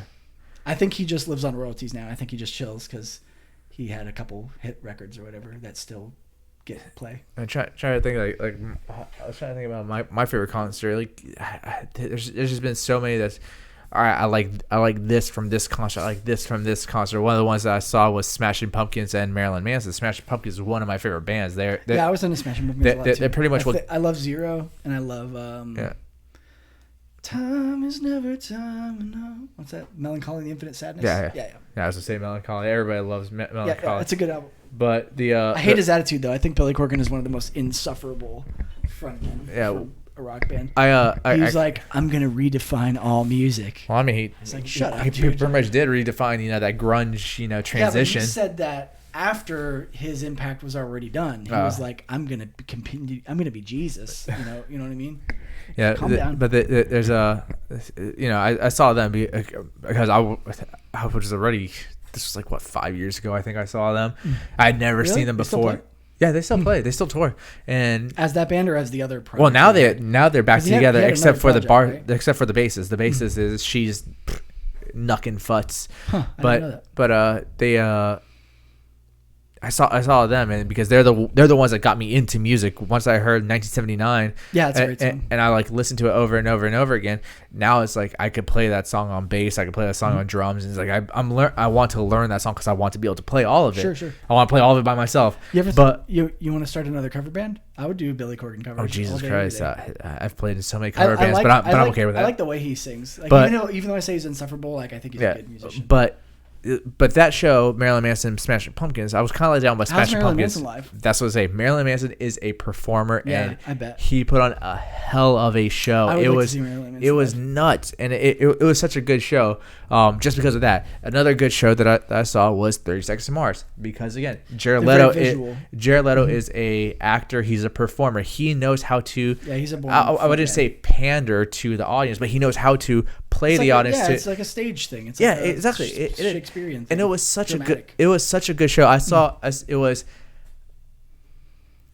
AFI, 30 Seconds to Mars, Linkin Park. That sounds like a great time. So Oh, far. it was a Yeah. it was a hell of a show. You know, again, and AFI, that was another show that I I've love seen, AFI live. I've seen AFI so I many was a times fan live. of AFI before they were AFI. Like when they were like an Such angry, a- screamy such a little punk hipster. rock kid. Well, it was just because I was into Such a hipster. I was in anything fast. The same way I was like, give me any TV show with swords. Right. I was like anything with a fast snare beat. I'm Yeah. there. Like you know, All I want Hallows a Eve and mohawk. all that. You know, I want a mohawk, but my mom won't let me get one. Yeah. Or something like that. Yeah. Yeah, that but kind of stuff. angsty. I saw them so many times, and yeah, I think that Davey Havoc puts on a good show too. He was one of my like idols as a. There's a whole bunch of things, but I was trying to think about it when I was listening to their podcast. I was like, man, AFI's podcast or no. Oh, okay. Osebug and Wait, Eagle AFI has Bones. a podcast? What? No, Osebug and Eagle Bone. And I was thinking, like, do I have one concert that was my favorite? And unfortunately, there's not. I just like bits and pieces of these shows. I think the more shows you go to, the it stops to be this big spectacle. You start to kind of like really look at it and analyze it, especially if you are performing. But it stops to be like such a spectacle. I think the last concert that Kate and I went to, I mean, we did go to one concert, but it was because she had to drop something off for the band. They bought some merch, and she needed to drop it off. But besides that one, we went to see Emma Rosa and Hands Like Houses, and Emma Rosa they did such a good job performing. Yeah. His voice, like it was. I've seen him live in the other band he was in before. And it was like his voice is good because there's bands that's okay. They're good on the album, but they're not good live. Yeah. But his voice was really well done. Johnny Craig and the other guy, they're one of the kind of big things of their brand is that the singer's good. Right. Like he can really sing. But then also they did a whole bunch of shit. So one of the things that I've said is like, I've seen guitarists throw their guitars, throw their basses. I've never seen somebody flip the basses themselves. So flip the player of the bass. He goes behind the bassist, and the bassist jumps up and he flipped them. What? 360 degrees. It's like Cirque du Soleil. Yes, What lands are you talking about? lands Who on did this? the singer. Wow. He then grabs the bass, so he jumps off onto the floor. Again, it's back booth. Not that big of not that big of a thing. Yeah. He gets on the floor. Bassist gets on his shoulders. Bradley's still singing, and he's singing well too, because you have the weight of somebody on you. On your lungs and everything. But he's still singing well and playing. That's crazy. I guess another good show also is Red Gold Green. I've seen them. You saw the back booth? Yeah, at back booth. Wow. I've seen it probably about twice at back booth, and they put on a hell of a show. And again, about the performance. Yeah. Green, the lead singer, he goes into the floor, I'd like to see them starts dancing and stuff. They're actually on tour with Cashed Out. You know who Cashed Out's singer is? Like a Sublime type, like reggae-ish. But do you know who their singer is? I'm about to find out. Greg? What? Yep. Greg? I didn't know he sang. Yeah. Huh. Small world. Greg from Shut Up and Dance? I just never followed. I know he's like one of those musical genius types, but I didn't know he actually like got in front of a microphone. I knew he played like at least two instruments. That's cool. Yeah, we'll have to check them out. Two really good performances I saw at Back Booth. The Venetia Fair. It's Venetia Fair. I forgot about that. Their keyboard player does a full front flip over the keyboard and lands on his back on the stage, and then keeps playing.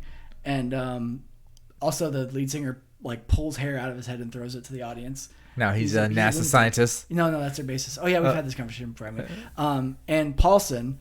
Paulson, that's the band that you got me into. Whew. I found them from that record store. A couple of bands I'd love to talk about that they never went anywhere, but their albums are fucking fantastic. Yeah. The singer from Paulson comes out when they start their set on roller skates, and he's just like full on busting his ass while singing the song. I still it's hilarious. I still listen to Paulson. Yeah, I love Paulson. I'm friends with their bassist. Every single person in that band went on to do something like really cool, like in internet culture or corporate. I'm always interested when people like get out of the music industry and still do something cool.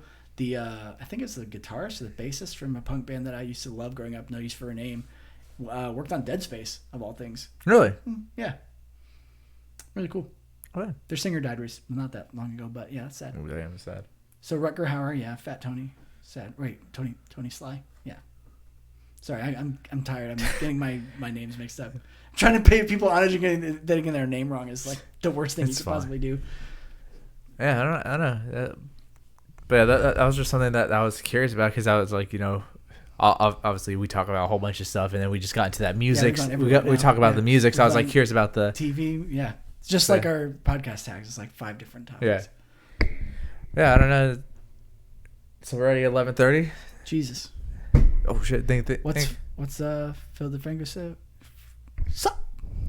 What? Never mind. I'm not even cohesive anymore. Yeah, exactly. I'm just coming apart at the seams. Dave's getting weird, so I think we're gonna call it for the night. We've been doing this now for 2.5 hours, so yeah, we're just getting our training wheels off, trying to come up with some ideas where we're gonna take it. Yeah, so I think Robbie are gonna have intercourse down. I think that we'll definitely get in contact with you, Adam, about doing some music because, like I said, I have an entire room here for music, so we have. Oh, you know what? He's right. I should have known that Greg sang because I have seen him perform. Yes, solo. You have. Thank you. I'm just like I said, I wasn't there. Yeah, I was only there in body, not in spirit. Yeah, I think today was good. I think we're gonna try to do this regularly on Thursdays because we at least want to have a regular schedule. So sure. Hopefully we'll be here same time, same bat time, same bat place, same bat day, same howdy doody time. Exactly. Yeah. So thank you everybody for stopping by. Have a good night. Hanging out. Let's see if I can get this stopped correctly this time. Did we stop?